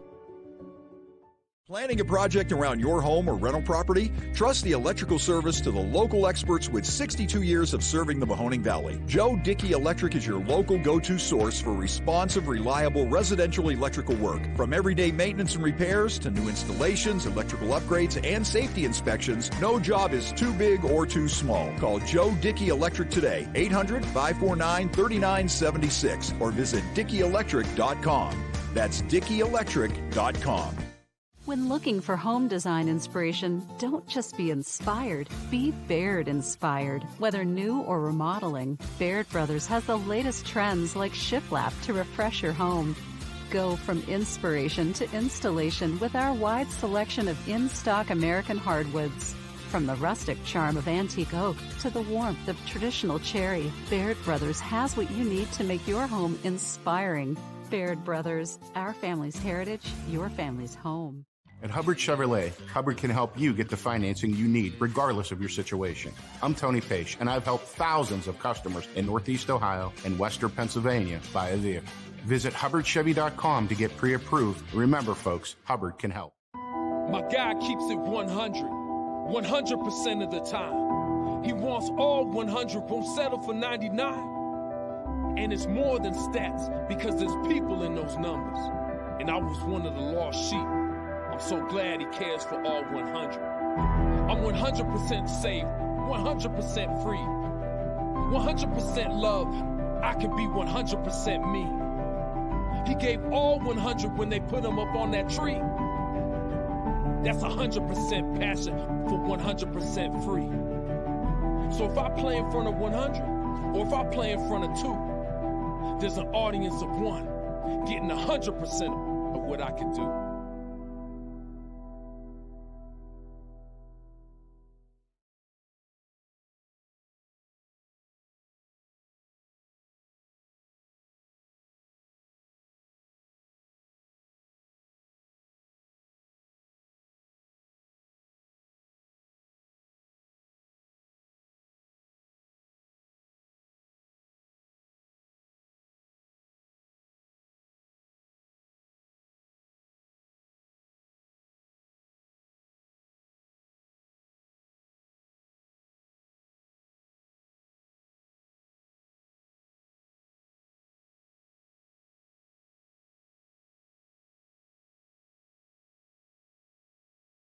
Your teams work hard and give it all they've got. Well, so does ours, because 21 Sports and YSN give you extra effort when covering local sports. 21 Sports and YSN, winning coverage of our Valley's teams.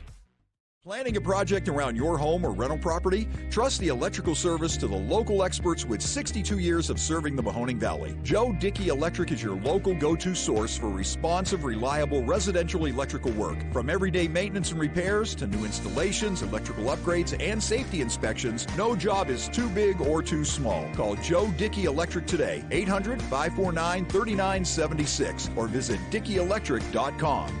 That's DickeyElectric.com. Dealing with Medicare can be confusing and overwhelming. That's why here at Myers Family Insurance, we do our best to give you honest and caring answers to all of your questions. Family, like Medicare, isn't always perfect, but when you put others first, the results can be amazing.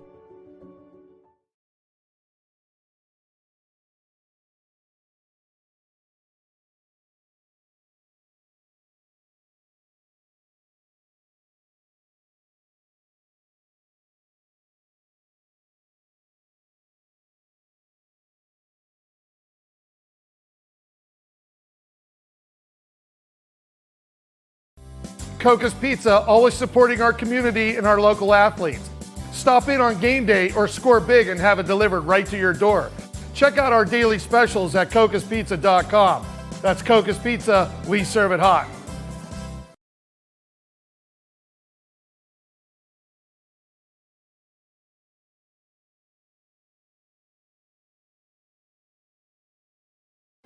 New things happen all day.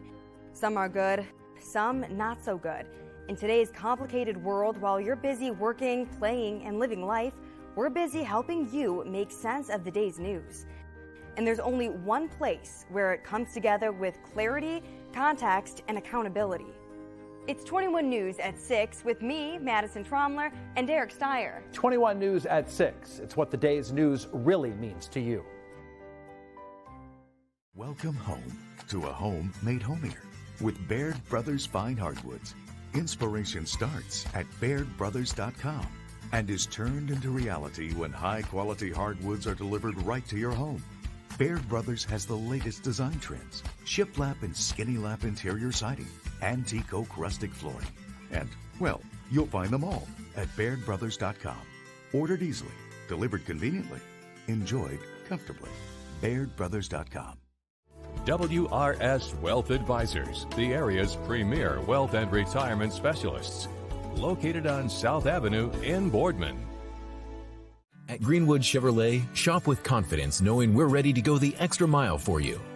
With the largest selection of used vehicles in the Valley, backed by the Greenwood Advantage Warranty. Every one of our vehicles has undergone our own 126-point inspection, so it passes the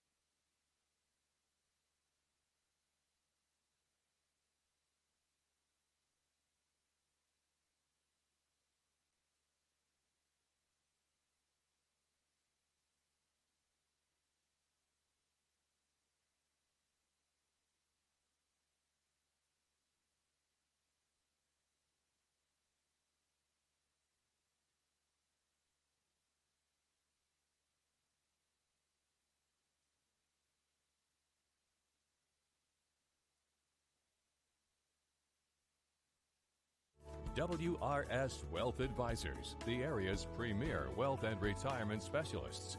Located on South Avenue in Boardman. Welcome back, everybody, as we bring you in for the start of the third quarter as the Austintown Fitch Falcons leading this one 21-14 over Canton McKinley, as two of those touchdowns for Austintown Fitch Falcons came off of the ground of DJ Williams, so two rushing touchdowns on the attack for him, as well as a rushing touchdown on the ground for Devin Sherwood. On the other side of things, as Keaton Rohde was able to get a touchdown pass rattled off in that first quarter, as well as Chris Williams adding in a rushing touchdown for Canton McKinley.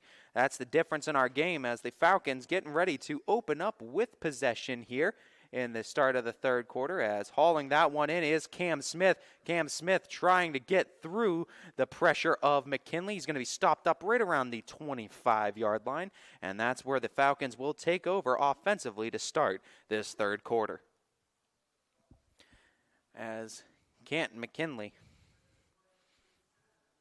was able to burn out the rest of that clock in the end of the second quarter to keep it a one-possession game to go into halftime. Big time now stop for McKinley, as they don't want to be playing from behind two possessions the rest of the game. As Sherwood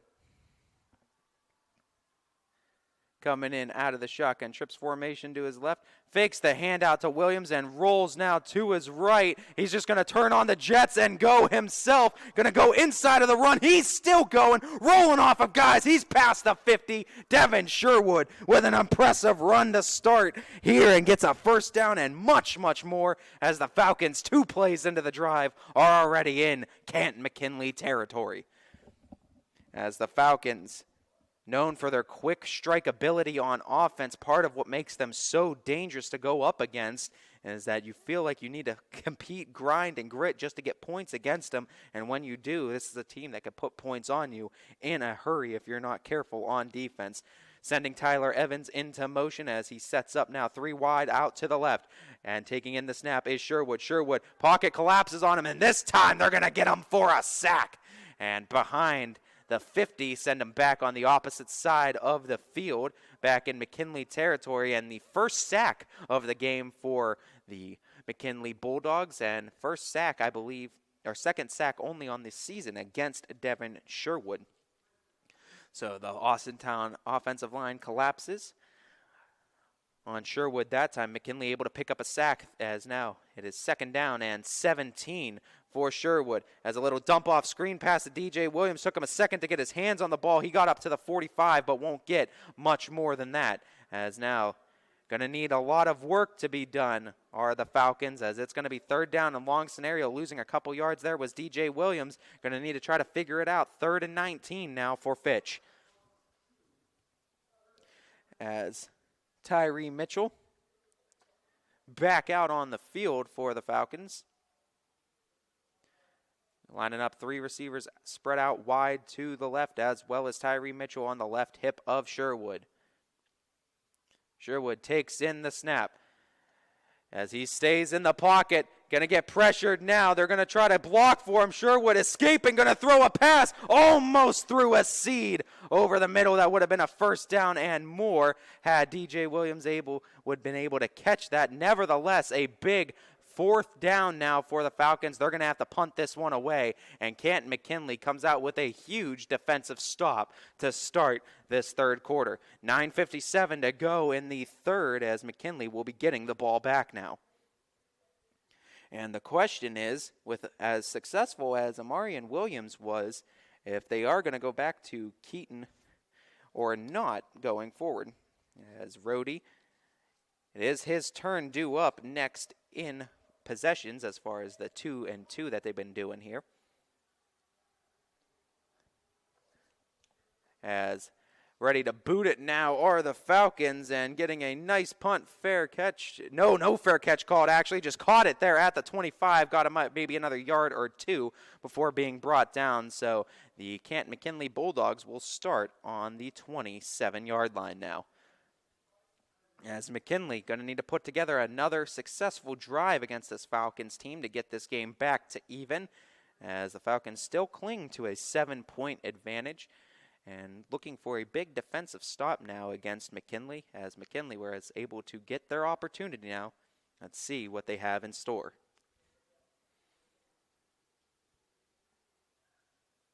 As Keaton Rhodey is back out on the offensive side of the ball. Manning quarterback is now Rhodey, so Marion Williams is going to sit the next couple possessions, presumably, as Keaton Williams getting the handoff there. He's going to take it up the middle for about 5. Got the half the distance needed on that first carry, setting up about a 2nd down and 6 scenario now for the Bulldogs.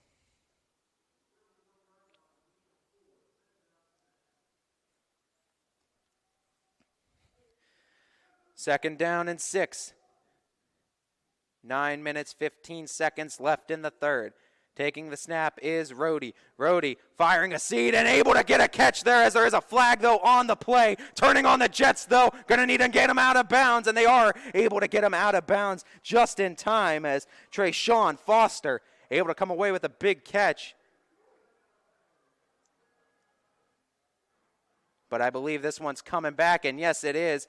And it looked like holding, I think, against the Bulldogs. That's going to send them back another 10. So a big play for Keaton Rhodey and the Bulldogs going to be erased off of the books now, as now it's going to be set up in a third down situation and very long, and a 3rd and 16 look now for the Bulldogs.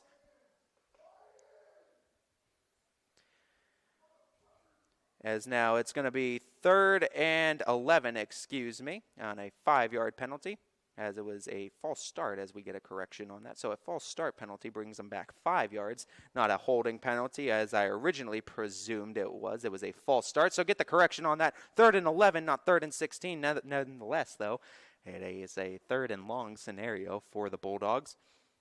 11 yards to go. They've been able to pull a lot of magic out of their hat, though, needing another 3rd down conversion, though.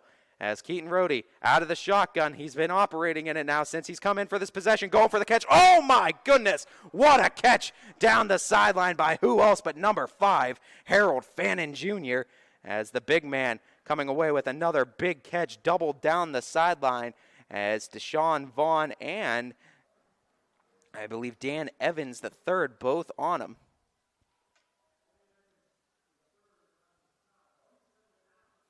So 8:50 to go, and another new set of downs for the Bulldogs as they're able to convert on 3rd down yet again. Switching to the shotgun has helped tremendously. Pressure on him real quickly, and that screen pass, a lot of room up ahead, and they're going to get right to the 1st down, right on the cusp of it, about a yard short, and it's going to be a 2nd down and 1 now. So 2nd down and 1.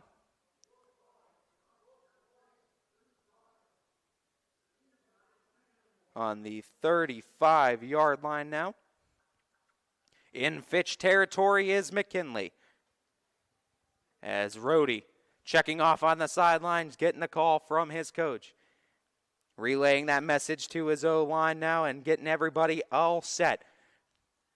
As Rohde taking in the snap, out of the shotgun, gonna go deep pass to Fannin. Fannin hauls it in, Fannin scores it, as it is now gonna be a 1-point game.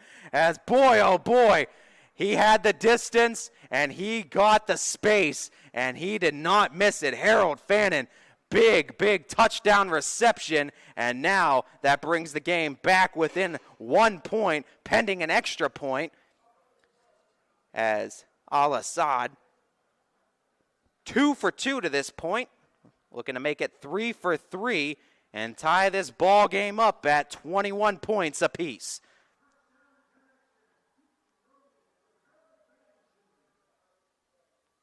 As Al-Assad lines up for the kick. The snap is off. The kick is up, and it is through the uprights. Good. And we are all tied up here, 21 apiece at Tom Benson Hall of Fame Stadium, as the Falcons give up the touchdown after allowing McKinley to get possession back. We're all evened up as Fitch coming back with possession right after this on ysnlive.com. Your teams work hard and give it all they've got. Well, so does ours, because 21 Sports and YSN give you extra effort when covering local sports. 21 Sports and YSN, winning coverage of our Valley's teams.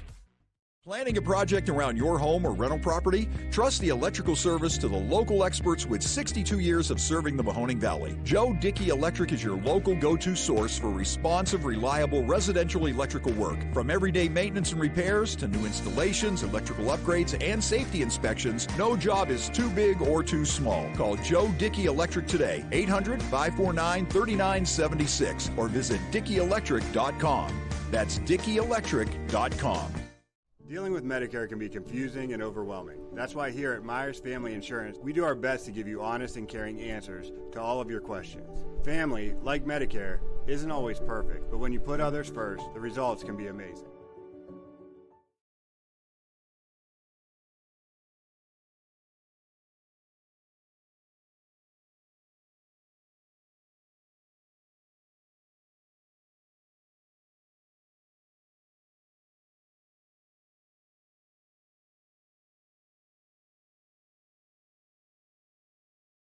At Greenwood Chevrolet, shop with confidence knowing we're ready to go the extra mile for you. With the largest selection of used vehicles in the Valley, backed by the Greenwood Advantage Warranty. Every one of our vehicles has undergone our own 126-point inspection, so it passes the most important inspection, yours. No other dealership has the extra inventory, gives you extra for your trade, and goes the extra mile for you. Only at Greenwood Chevrolet. Welcome back, everybody. Here, third quarter of action, 7:50 to go in that third quarter as the Austintown Fitch Falcons back ready to receive the kickoff. We're all tied up at 21 apiece after a big touchdown connection from Keaton Rohde to Harold Fannin Jr. As taking it in and hauling it in are the Falcons, and it looked like Cam Smith able to haul that one in, gets it up to the 25, and that's where the Falcons offense will start in this offensive possession as the Falcons now tied up, looking to reclaim a lead over McKinley. Hard-fought game to this point, though, as McKinley able to come up with a huge defensive stop in the Falcons' last offensive possession, looking for much of the same success this time around. As Devin Sherwood emerging from the huddle. As Tyree Mitchell coming out as his primary back, trips formation out to his right side. As that's Jordan Eli, Cam Smith, and Tyler Evans on the one side. And it looks like a timeout is being called. I believe it is the Falcons calling it. No, excuse me, the Bulldogs taking a timeout. So the first timeout taken by McKinley will send us into a timeout as well here on ysnlive.com. You're here to be part of something bigger, to make things happen. For you, college is about knowledge being shared and learning experiences that aren't limited to the classroom. On campus, you want to matter. It's about engaging every day, building relationships with students, with mentors, with the community, in the heart of a reinvented city. We are that something bigger. We are Youngstown State University, and proud. Welcome back, everybody, as we're out of the timeout by Canton McKinley, and now getting ready for their offensive possession is the Falcons. Again, coming out in the same formation. Tyree Mitchell again on the right hip of Sherwood and handing it off to Mitchell as Mitchell able to get a few yards on that one, as it looks like forward progress is going to get him about 3 on the carry. So it's going to be marked down second and about 7 to go for the Falcons. So a 2nd and 7 situation for Fitch now after the 3-yard run by Tyree Mitchell. Going 3 out wide to the right on the near side of the field, 1 to the left. Again, Mitchell on the right hip of Sherwood. As taking the snap, Sherwood trying to stay in the pocket, needing to get out of it, and he's going to be sacked yet again as McKinley getting pressure yet again on Sherwood, and that's going to pump up the Bulldog faithful on that one, as now 3rd and 7 coming up. Let's see if the Falcons have a response on 3rd down as well.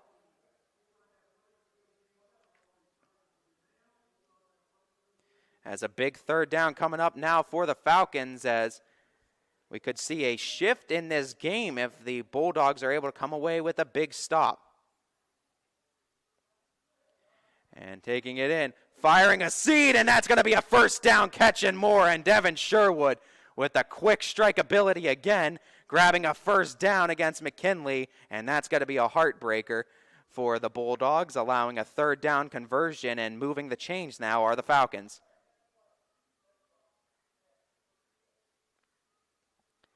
As now Falcons coming out in that same formation as the last play. Taking in the snap and keeping it himself that time. He held on to it extra long, and Sherwood dives forward, got about 9 on the carry. 2nd down and short now for the Falcons. So the Falcons now offense starting to move a little bit as they approach the 50-yard line. 2nd and 1 situation for Fitch. Trips formation out to the right side of Sherwood. Out to the backfield is Williams. They hand it off to Williams. Williams has the outside and gets the 1st down and more again.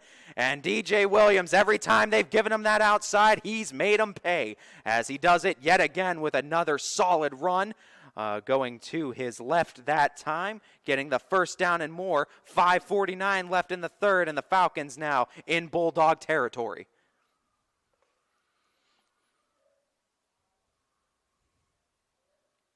And again, 3-receiver formation out to the left of Sherwood, 1 to the right.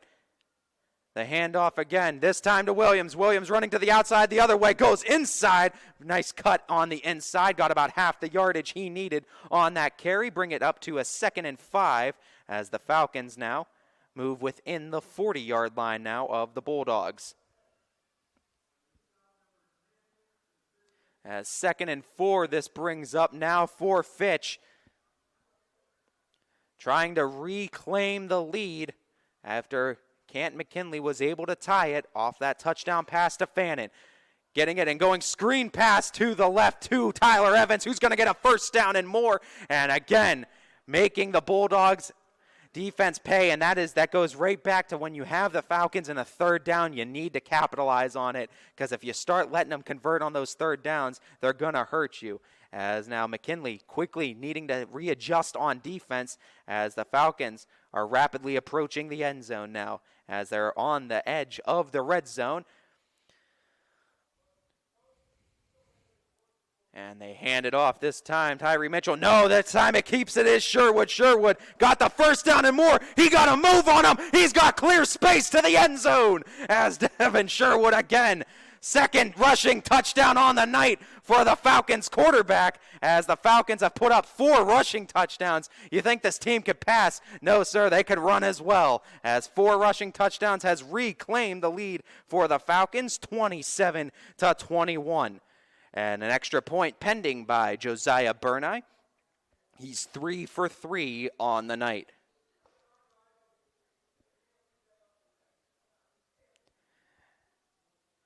As the snap off to Evans, the kick up by Burney. It is through the uprights and good. A 4 for 4 night. Very efficient by Josiah Burney. Falcons reclaim a 7-point advantage. So McKinley able to get that one initial stop, and it was a huge stop on Fitch to start this quarter. Unable to stop him this time around when they had him in a 3rd down scenario that the Falcons were able to get out of. Falcons retake the lead. We'll be back right after this break on ysnlive.com. Hi everyone, this is DJ Yoakley with Your Sports Network. We appreciate your support of YSN and welcome you to the YSN family. Our broadcast streams are brought to you live at no cost to you by sponsors that are local to this community. Without the vision and generosity of our sponsors and partners, we would not be able to bring this game to you today. So please support the great businesses and leaders that are making this game possible. And if you're a business in need of great advertising and sponsorship opportunities, feel free to head over to our site for more information on the right fit for you. We are local, we are loyal, and we are live. We are YSN. Ah, the details. Baird Brothers Fine Hardwoods is one fine ride. Perfect cornering, superb handling, sporty and stylish, power to spare, plus awesome mileage. Yeah, jaw-droppingly beautiful lines and well appointed with luxurious. Welcome back, everybody, as the Falcons getting ready to kick off this one here at Tom Benson Hall of Fame Stadium. As now Josiah Burney getting ready for the initial kickoff against Canton McKinley. As McKinley now down by 7, looking for another offensive response. Last time it came off of Harold Fannin Jr., a huge wide receiver for McKinley. He's going to be a problem going forward. Look for them to target him a lot more going forward. And hauling in the kickoff is McKinley. And oh boy, space up front. Falcons going to need to close the hole quickly as they're going to need to find a closeout. And they do get Fannin out of bounds eventually. But not before he crosses in to their enemy territory, as he's going to spot the McKinley Bulldogs on the 45 of the Falcons. And that is probably the last thing the Falcons were looking for, as McKinley setting themselves up with fantastic field position and giving themselves a prime opportunity to tie this ball game up. As placed at the 45-yard line, and who else but Harold Fannin Jr. again coming through big time for McKinley. Someone's going to have to stop this man. But that's a lot easier said than done, folks. Like we said, big body. And lost the handle on the ball was Rhodey, and getting his hands right back on it before getting touched down. He's going to lose a couple on that 2nd and 12. So a bad snap for the Bulldogs now gives the Falcons a free down, and now the Bulldogs are going to have to operate out of a 2nd and 12 now. The only redeeming factor being on the Falcons side of the field does give them an advantage. They could go for it on 4th if they show desire. As Rhodey checking off on the sideline with his coach. As Chris Williams on his hip. As Rhodey rolling out to his right. They have no coverage, and they see a seed right there near the first down to Fannin. I believe it's going to be enough for a first. It's right on the line. If not, it's going to be 3rd and inches. As Fannin quickly becoming the primary target for McKinley, as they are trying to go to him at all times now, as the Falcons need to find an answer for the big man, and quickly rushing back to the line, getting the Falcons into a hurry-up defense, as the hurry-up offense of McKinley starting. Checking off again on the sideline is Rhodey. As Rhodey taking in the snap, this time keeps it himself, trying to barrel his way forward. He got a few. He's still fighting, though, and he gets up to the 30, and that's where they're going to mark him down, about half the yardage gained, as it's going to be about a 2nd and 4 scenario now, excuse me. So half the yardage needed, and moving deeper into Fitch territory is McKinley. 2:45 left to go in this 3rd quarter, as time quickly going to become a huge factor in this ball game. As Keaton Rhodey again.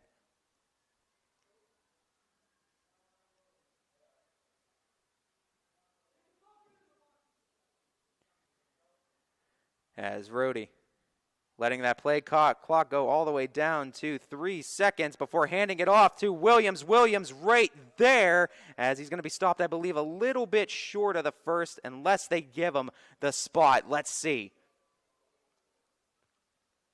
Oh, boy, that is going to be mightily close. They're going to say it's going to be 3rd down and inches right now for McKinley. So a 3rd down situation for the Bulldogs. No doubt this is 4 down territory, though, as McKinley going to have 2 plays in the chamber, but hoping to just get it done here. As the handoff to Chris Williams, and they got it and more. And Chris Williams within the red zone now, and McKinley threatening again to tie this ball game up.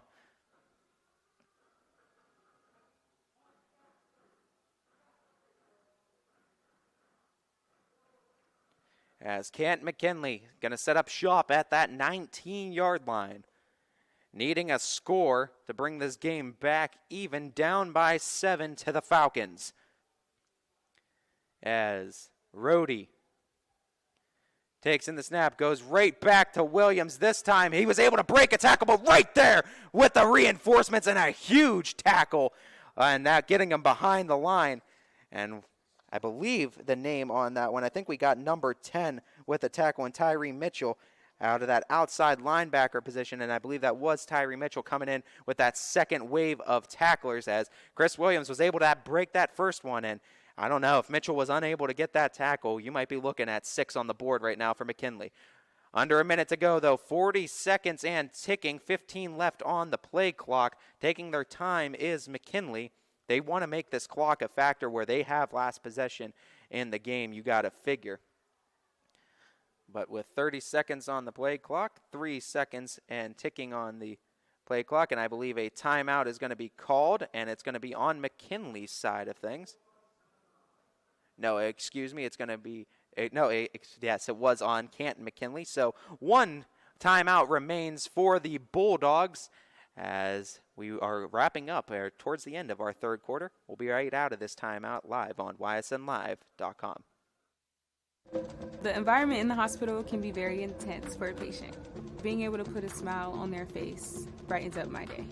I go to Youngstown State University, and my passion is nursing. What I love about studying nursing is that it takes you out of the classroom and into the lab. It's really hands-on. The professors here push you to be your absolute best, so if you want it, you gotta work hard for it. I am so excited about my future. I'm Shantiana, and I am why I'm proud.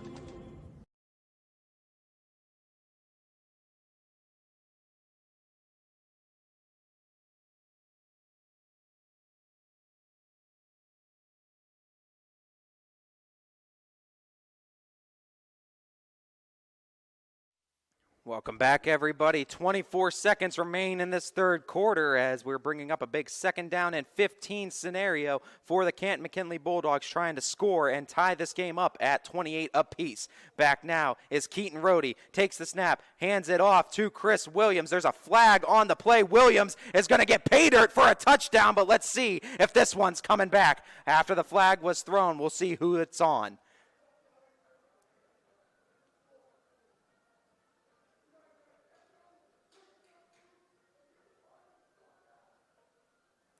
As we're going to see what the call, and it's going to go against McKinley. So, yes, this one is going to be brought back.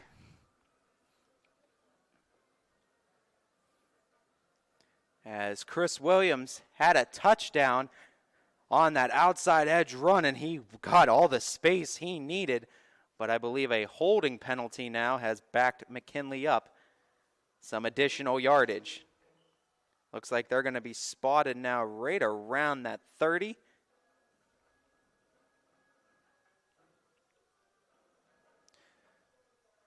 So a 2nd down and 20, as they're going to be replaying 2nd down. So 2nd down and 20 situation now, as I believe it was a false start for McKinley. Getting pressure on Rohde immediately. Rohde going down, and they do get him down finally, as he got about half the yards he needs, fell down right around that 20. But now it's going to be 3rd down and about 11 to go, unless they bring him back and they spot him further back. And it does look like they are spotting him a little bit further back, and it looks like it's going to be at that 24-yard line where McKinley's going to have to set up, and that is going to do it for the third quarter of play. So to start the fourth quarter, McKinley going to have a play at 3rd down and long at the 24-yard line, as we'll come back with the start of the fourth quarter and more on ysnlive.com. Your teams work hard and give it all they've got. Well, so does ours, because 21 Sports and YSN give you extra effort when covering local sports. 21 Sports and YSN, winning coverage of our Valley's teams. Planning a project around your home or rental property? Trust the electrical service to the local experts with 62 years of serving the Mahoning Valley. Joe Dickey Electric is your local go-to source for responsive, reliable residential electrical work. From everyday maintenance and repairs to new installations, electrical upgrades, and safety inspections, no job is too big or too small. Call Joe Dickey Electric today, 800-549-3976, or visit DickeyElectric.com. That's DickeyElectric.com. Dealing with Medicare can be confusing and overwhelming. That's why here at Myers Family Insurance, we do our best to give you honest and caring answers to all of your questions. Family, like Medicare, isn't always perfect, but when you put others first, the results can be amazing.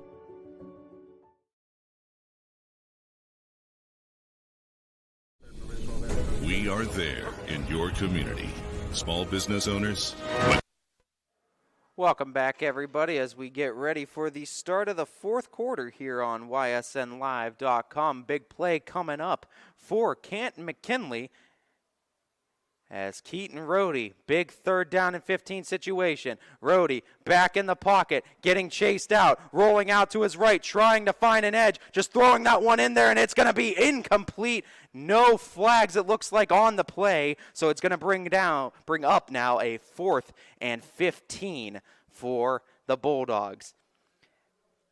And you got to figure they're probably, I don't know, it's going to be a very far field goal if they attempt it for high school standards.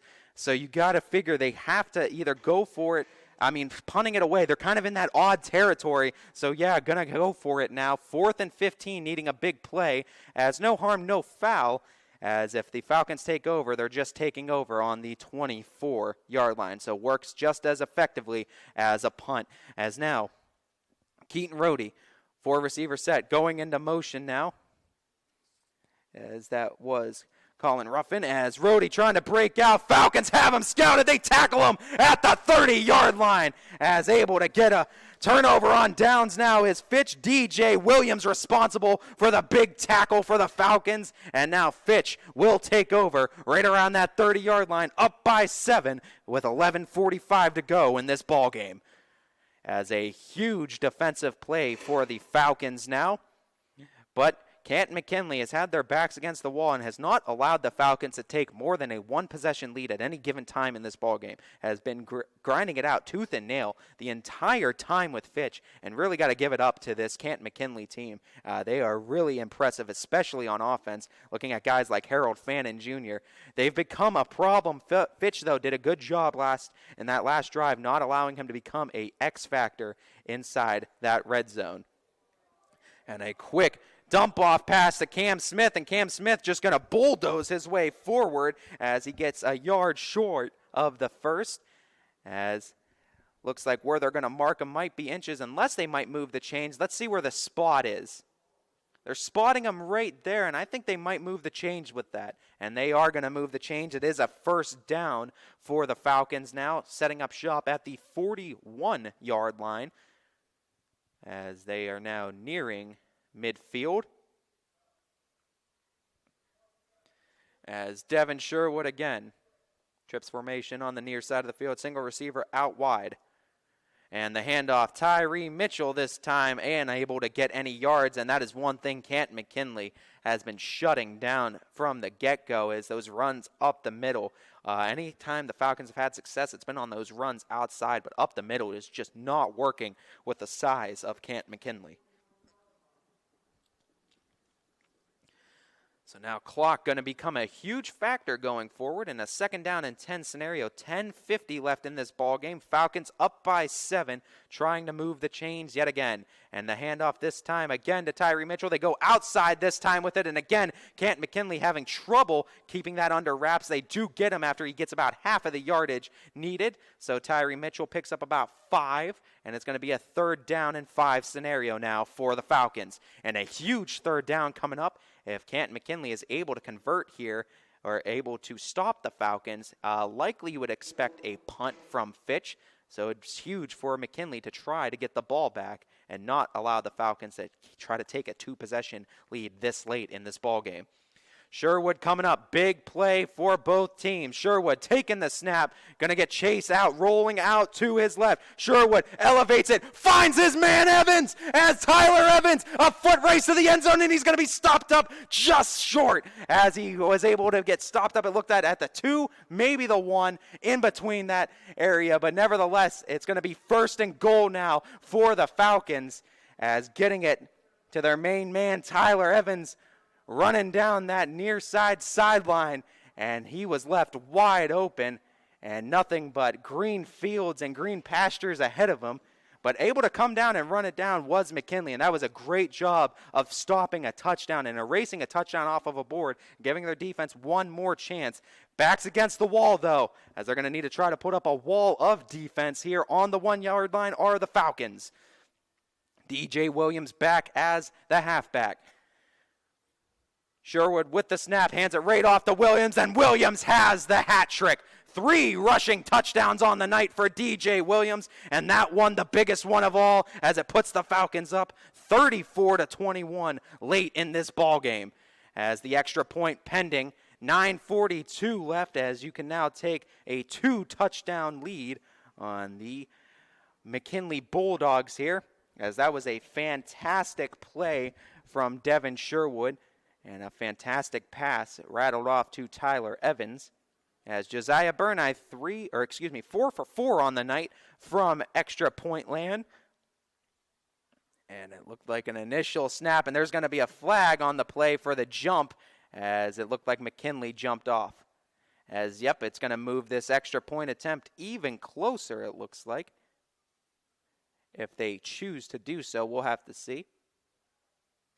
Some teams don't like to move closer, though, to that. They don't want to give the other team less space to work with.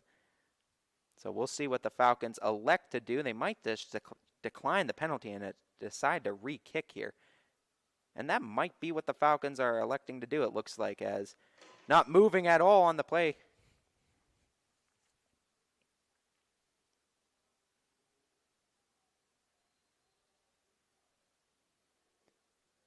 As now the Falcons, yes, readying up now for the extra point attempt. Like we said, Josiah Burneye, 4 for 4 on the night from PAT territory. Make it 5 for 5 as now the Falcons leading it 35-21. 9:42 left in this ball game. McKinley going to need some quick strikeability offense. They get the ball back right after this on ysnlive.com. We are there in your community. Small business owners, mechanics, police officers, homemakers. And we are there serving our nation in the Air Force Reserve. When medical emergencies arise, in cybersecurity, when natural disasters happen, we are there in space. We are Reserve Citizen Airmen, and we are there with over 180 different jobs to serve your country. Air Force Reserve.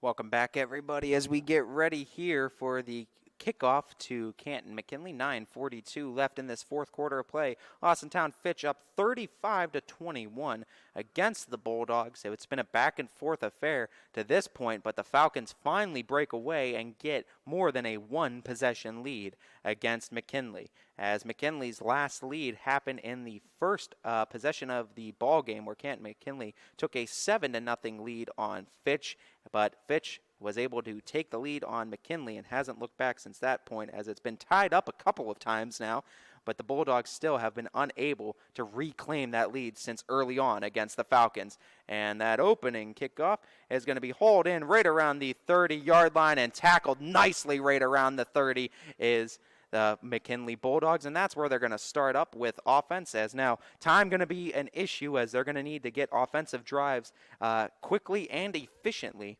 going forward if they want to get themselves back into this ball game down a couple of touchdowns.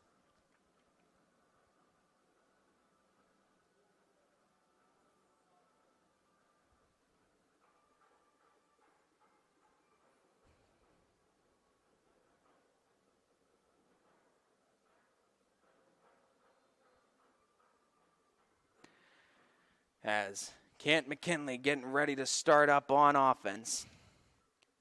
As Amarian Williams back out as quarterback, as now expect to probably see him till the end of the game. We'll see if Canton McKinley is able to get a couple more possessions than just two, but he's due up for the next two, as a nice catch already, opening it up with a first down. Reinforcements of the Falcons there to get the tackler on him, but Trayshawn Foster, we've been mentioning a lot his name too. Harold Fannin Jr., pretty solid receiver, and I will say that he's a special talent for this McKinley team. Trayshawn Foster has been pretty dynamic tonight too, for a few catches for McKinley. As now with a first down, Canton McKinley going to need to move quickly, as they're right around midfield, a few yards shy of the 50-yard line.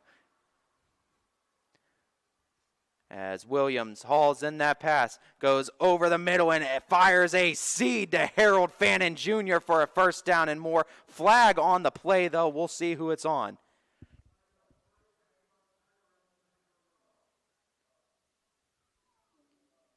And this one's going to go against the Bulldogs. So, again, another penalty is going to send them back. And this has been one area of the game where you got to highlight, if you're the Canton McKinley Bulldogs, the penalties not going in McKinley's favor. And that's becoming a huge factor at the result of this ball game to this point. is that Canton McKinley just cannot catch a break from the penalties, and every time they rattle off a big play, it seems like the boys in the black and white stripes are able to bring them back and help a little bit on defense. But nonetheless, McKinley, you got to also be a little bit more disciplined. I know some of those calls aren't going to go their way, but McKinley has to be a little bit more disciplined going forward. And when they are, we have seen them plays where they are. They're able to rattle off some highlight reel plays, and they can be really special. But you need to give their guys enough time and just play a little bit more disciplined football. This one ain't over yet, as Canton McKinley at the 50-yard line was at the 50-yard line, now back behind the right around the 40-yard line at the 42 as a first down and 15-yard situation coming up right after this timeout on ysnlive.com. When looking for home design inspiration, don't just be inspired, be Baird inspired. Whether new or remodeling, Baird Brothers has the latest trends like shiplap to refresh your home. Go from inspiration to installation with our wide selection of in-stock American hardwoods. From the rustic charm of antique oak to the warmth of traditional cherry, Baird Brothers has what you need to make your home inspiring. Baird Brothers, our family's heritage, your family's home.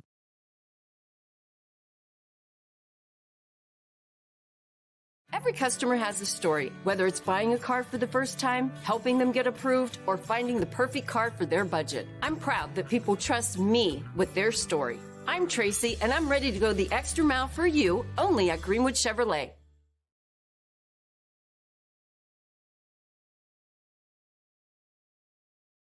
WRS Wealth Advisors, the area's premier wealth and retirement specialists.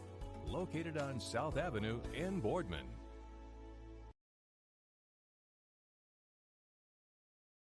At Greenwood Chevrolet, shop with confidence knowing we're ready to go the extra mile for you. With the largest selection of used vehicles in the Valley, backed by the Greenwood Advantage Warranty. Only at Greenwood Chevrolet. As we return to action here at Tom Benson Hall of Fame Stadium, where the Austintown Fitch Falcons taking on the Canton McKinley Bulldogs. Up by a pair of touchdowns is Fitch. Canton McKinley with the ball on the 42-yard line, and they've been moving against the Falcons. Penalty has brought them back 5 yards. First and 15 situation the Bulldogs are looking at. Amarian Williams back out as quarterback. Chris Williams on that right hip of him now as they moved him over. Sliding that halfback over to the right side as Williams now takes the handoff. Going to go on that outside run. Going to get that outside run, but get about 5 of those yards back. Maybe call it 6. And that's going to bring up a 2nd and 9 situation, though. But basically erase the penalty from the last play. But takes away a down. So now 2nd and 9 for the Bulldogs. But that brings them up now to the 48. Right around midfield, needing a score. 8:15 remains in this ball game as Canton McKinley knows they need a score and they need one quick. As the McKinley Bulldogs set up yet again. Amarian Williams with Chris Williams to the right. 2 receivers out wide to the right side on the near side of the field, 1 to the left. As the fake on the handoff, Amarian Williams fires a seed and a drop, though. Down low by Trayton Mackey. Unable to hold on to that one, and it's going to go for an incompletion and a big 3rd down and 9 coming up. As you got to imagine 4th down situation no matter what going forward, because if you give the ball back to the Falcons at this point, not looking good for Canton McKinley with only 1 timeout left. So a couple of big plays coming up now for the McKinley offense.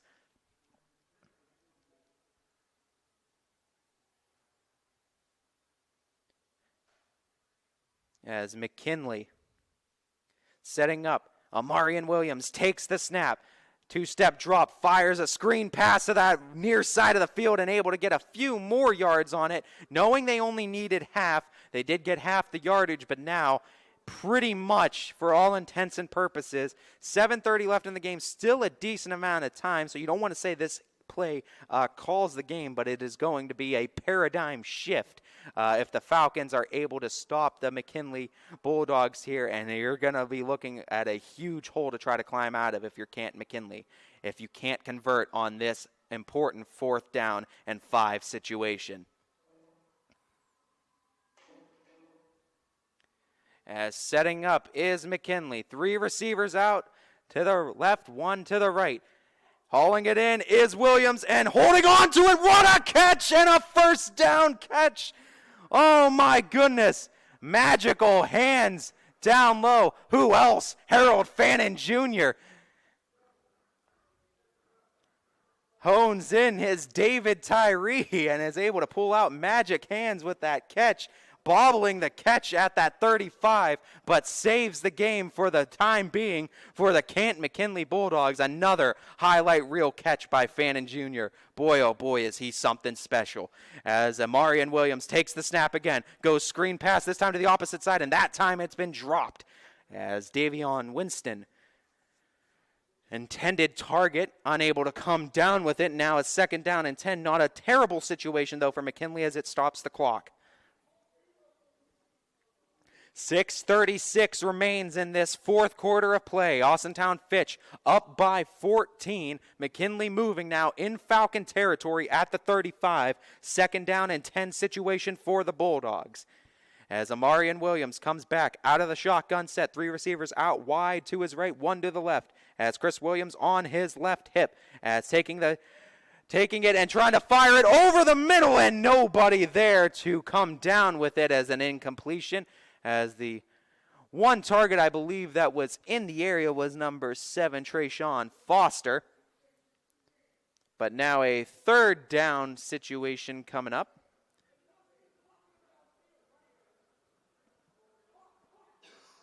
Six minutes and 30 seconds coming up now for McKinley.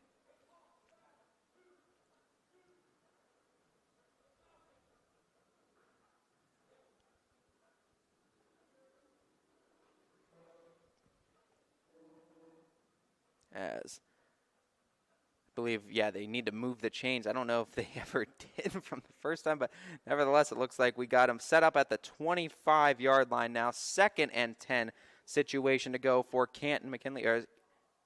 A penalty was called on the play. They moved the chains because it was a 1st down. My apologies for that. So Canton McKinley now with a 1st down on the 25-yard line and a fumble on the field, and I think jumping on it in time was Canton McKinley. As just losing possession for a second, McKinley yet again saves the game for them as Falcons have had a couple of opportunities for turnovers, have been unable to force them like they did with ease last week. As Canton McKinley, though, able to save themselves yet again. 2nd and 13 to go with 6 minutes and ticking left on the clock in this ball game.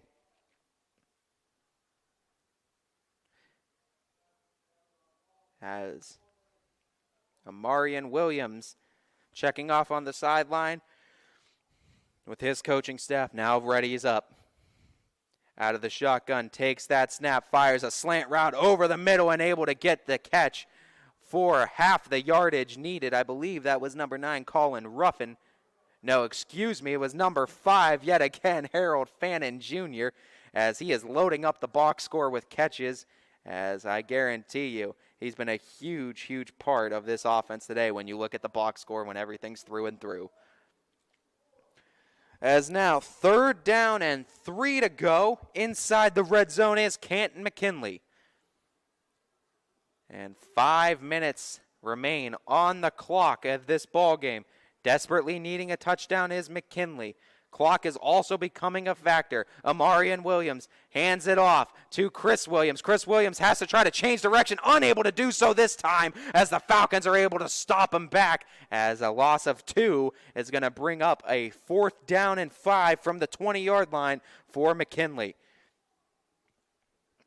And now, with 4 minutes left on the clock, you could probably safely say that the game can come down to this play. If McKinley, unable to convert, turns the ball over on downs to the Falcons, I just don't see feasibly with 4 minutes left McKinley able to get back into it. But hey, stranger things have happened in football, and we never want to count any team out until that clock reaches triple zeros.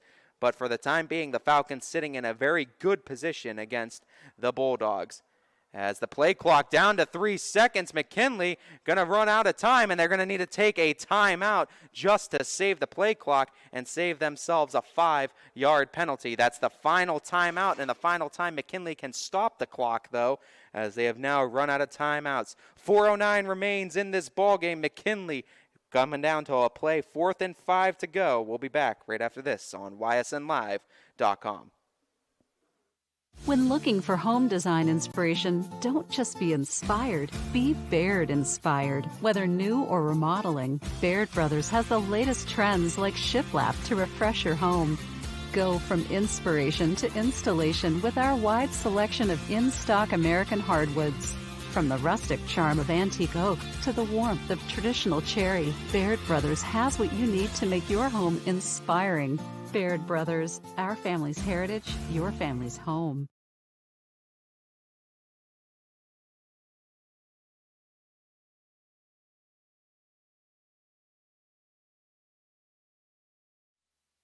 Welcome back, everybody. 4th quarter of play, 4:09 to go. Canton McKinley needing a score to get back to within 1 possession in this ballgame. 4th down and 5 coming up. This could mean the game.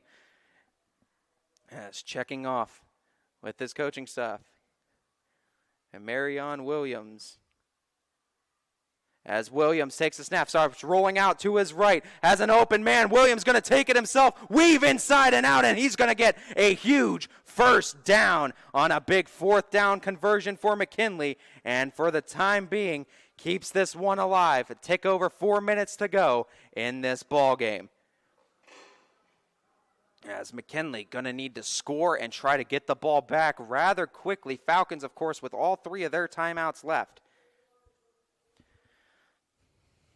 As a Marion Williams, the handoff, and trying to go right up the gut, got to about the 10-yard line, was Trayton Mackey, I believe, was the one with the carry that time, as Mackey gets a few.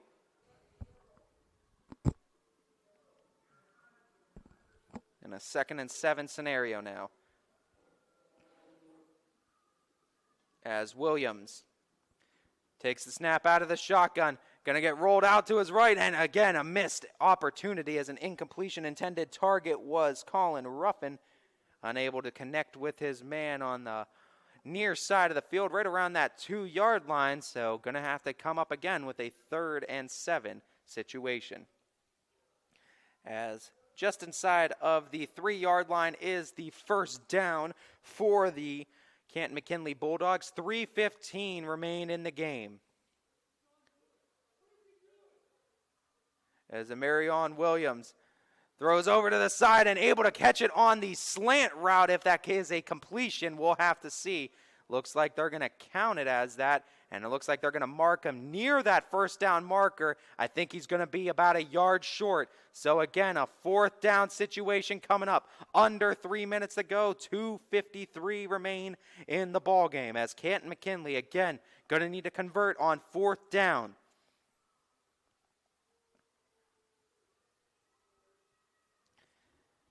May come down to this, and most likely will. 2:35 to go. Canton McKinley, 4th down and 1. Taking the snap is Williams. Rolling out to his right. Going to need to go in, and he fights in for the touchdown. As don't count this one out just yet, folks, as Canton McKinley puts up another 6. They come back within a single possession of this ball game, but needing still a big extra point, as you don't want to have any extra work lined up ahead of you with 2.5 still remaining on the clock. As Al-Assad is 3 for 3 on the day from extra point territory, looking for a 4 for 4 performance. Assad's kick is up, and he does go 4 for 4 as the Bulldogs close within a single touchdown of the Falcons. With 2.5 minutes to go and McKinley out of timeouts, probably an onside kick you can expect in this situation. We'll see, as a big play coming up here special teams-wise right after this break on ysnlive.com. New things happen all day. Some are good, some not so good. In today's complicated world, while you're busy working, playing, and living life, we're busy helping you make sense of the day's news. and there's only one place where it comes together with clarity, context, and accountability. It's 21 News at 6 with me, Madison Tromler, and Derek Steyer. 21 News at 6. It's what the day's news really means to you. Welcome home to a home made homier with Baird Brothers Fine Hardwoods. Inspiration starts at BairdBrothers.com and is turned into reality when high-quality hardwoods are delivered right to your home. Baird Brothers has the latest design trends, shiplap and skinny lap interior siding, antique oak rustic flooring. And, well, you'll find them all at BairdBrothers.com. Ordered easily, delivered conveniently, enjoyed comfortably. BairdBrothers.com.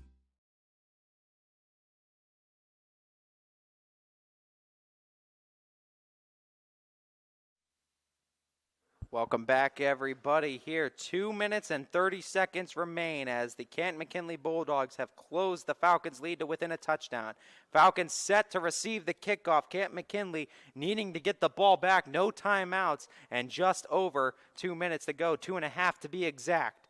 As McKinley and Al-Assad readies up for the kickoff, and I believe a timeout called as Coach Parker wisely trying to ice the kicker and Canton-McKinley, just trying to see what the Bulldogs were bringing out to the field and see what they were electing to go with, calling a timeout where the Falcons are going to be left with 2. So that play we're waiting for is going to have to wait just a little bit longer as we go back to our breaks on ysnlive.com. At Greenwood Chevrolet, shop with confidence knowing we're ready to go the extra mile for you. With the largest selection of used vehicles in the Valley, backed by the Greenwood Advantage Warranty. Every one of our vehicles has undergone our own 126-point inspection, so it passes the most important inspection, yours. No other dealership has the extra inventory, gives you extra for your trade, and goes the extra mile for you. Only at Greenwood Chevrolet.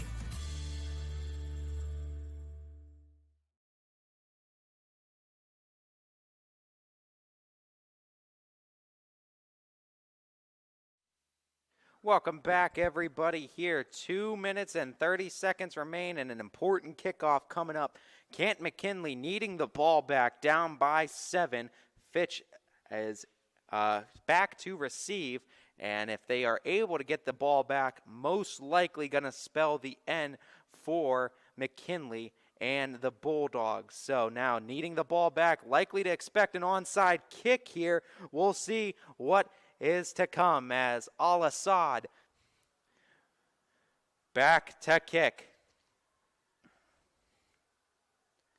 As they line up for the onside recovery and coming away with it, Dan Evans III, take it to the house. Touchdown scored for the Falcons, and that is going to spell the end for the Bulldogs for most likely all intents and purposes going forward, as it now becomes a 41-28 lead as Dan Evans III with a scoop and score on the onside kick has now reclaimed a 13-point advantage, extra point pending for Fitch.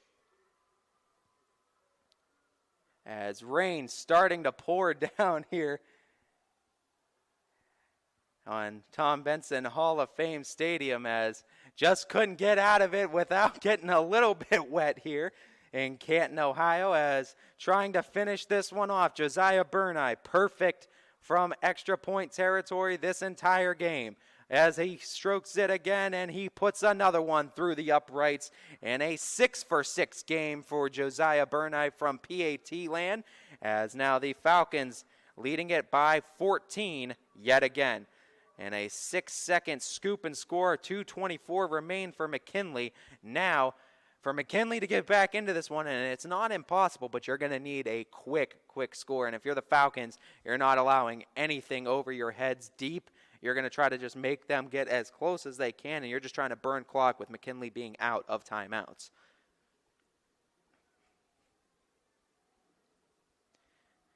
As now, rain starting to fall a little bit heavier, but with 2:24 left in this game, just trying to get through the final minutes of this so we can put this one in the books, call it a final.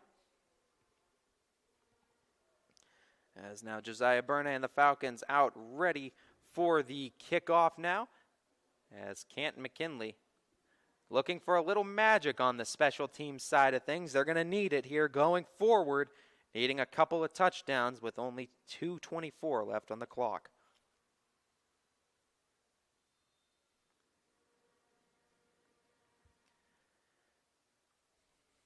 As Josiah Burney. Ball is set on the Falcon 40.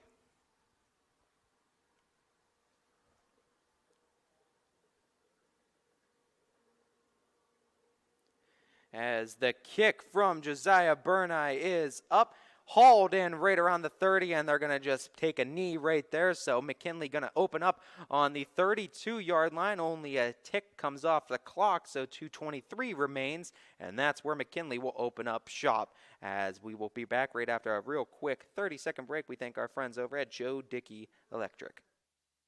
Quality, customer service, and integrity. Those are the 4 words that have driven our success since 1957 at Joe Dickey Electric. Joe Dickey Electric is one Mahoning Valley landmark business that stays current with the requirements of our customers.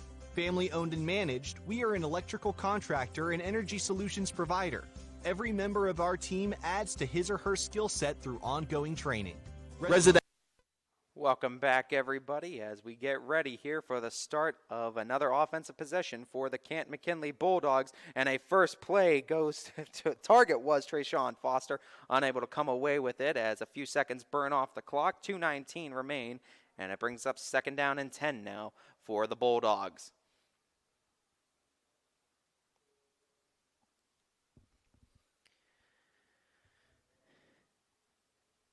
As McKinley quickly running out of time, going to need a quick strike on offense to get themselves back into this one.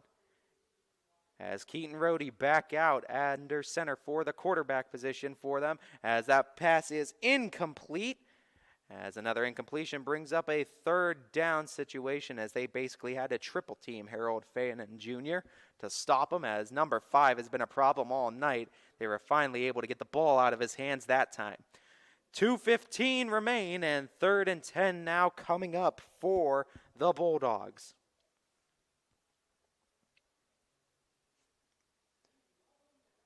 As Keaton Rohde again out of the shotgun. Rohde takes in the snap, rolls out to his right, gonna fire over the middle, and that one intercepted by the Falcons, and this one by Cam Smith. If it holds up, it counts as a turnover, and it does. Cam Smith with the interception, and it seals this one for the Falcons, as they will most likely now finish this one out. Victors 42-28. No timeouts left for McKinley, as the Falcons likely just going to kneel it from this point on and burn out the rest of that clock. As a hard-fought game, tooth and nail all the way to the end, Falcons were finally able to get that second score they needed, to get that 2-possession lead that they've been searching for this whole game.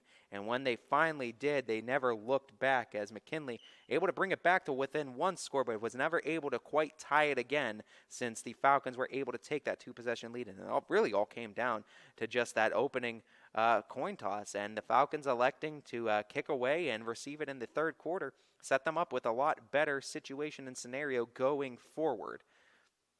As Devin Sherwood takes it, and from the shotgun takes a knee, and that's going to burn another 40 seconds off the clock. Do that a couple more times until the end of this ball game.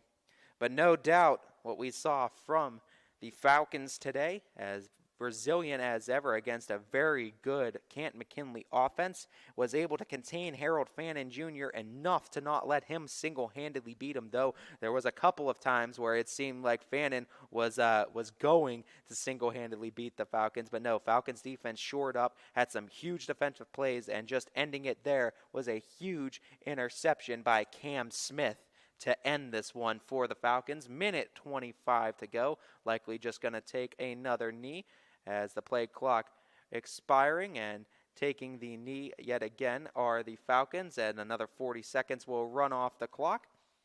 Do one more of those, and that should end this one for Fitch. as Fitch playing a heck of a ball game. And if you're going to give player of the game to anybody, I think you look no further than number 42 for the Falcons in DJ Williams, this sophomore running back with the hat trick, 3 rushing touchdowns on the night. He was dynamic for the Falcons. Also to add in a couple of rushing touchdowns for Devin Sherwood out of the quarterback position as well. And finally, the final score of the game came off of a scoop and score from Dan Evans III on an onside kick from the Bulldogs, as the Bulldogs will drop to 0-2 on the season, and the Falcons will increase their record to 2-0. So as the Falcons come away with their first road victory of the season, they go into Tom Benson Hall of Fame Stadium, and they come away victors against a very talented Canton McKinley football team. As after this game, Canton McKinley looks to go on the road to Huber Heights, Wayne, at Wayne High School. That's going to be slated for the September 3rd matchup. That's a 6 p.m. matchup against Wayne High School. As, of course, the Falcons now going to 2-0 now on the season. And now the Falcons, next up on the docket for them is going to be Glen Oak, and that one also going to be away, but of course we plan to have that covered again on ysnlive.com, as the Falcons not due back until the following Friday, September 10th game against the Ursuline Irish. But now next week's matchup slated for Glen Oak. That is an away matchup, 7 p.m. You could find that on ysnlive.com. As we will try to get a couple of post-game interviews, most likely not going to get them here right now, but we will try to talk with both Coach Parker and our player of the game, DJ Williams, about their incredible performance tonight, as we will look to get those interviews. We thank you for tuning in and watching this broadcast of YSN Live Football. To all of our fans, but most importantly to our owners, DJ Yokley and Brian Scott, making this game possible for everyone who was unable to make it in attendance here tonight. To our GM, Steve Leslie, that has such a close-knit relationship with all these area coaches and area athletes, able to help us out so tremendously with player profiles, coaches' corners, and so much. We would not know what to do without Steve Leslie. And most importantly, to all of you who tuned in and watched this broadcast, I mean, your support of these kids, these schools, these communities does not go unnoticed, and without you, there would be no YSN, and so we thank you. If you're here supporting the Canton McKinley Bulldogs and you're tuning in from an outsider watching YSN for your first time, we say welcome and hope you watch us again in the future. And if you're, of course, watching from the Austintown area supporting the Falcons or wherever you may be in high school football, this is Ty Bartell bidding you all a farewell and a good night from the Pro Football Hall of Fame.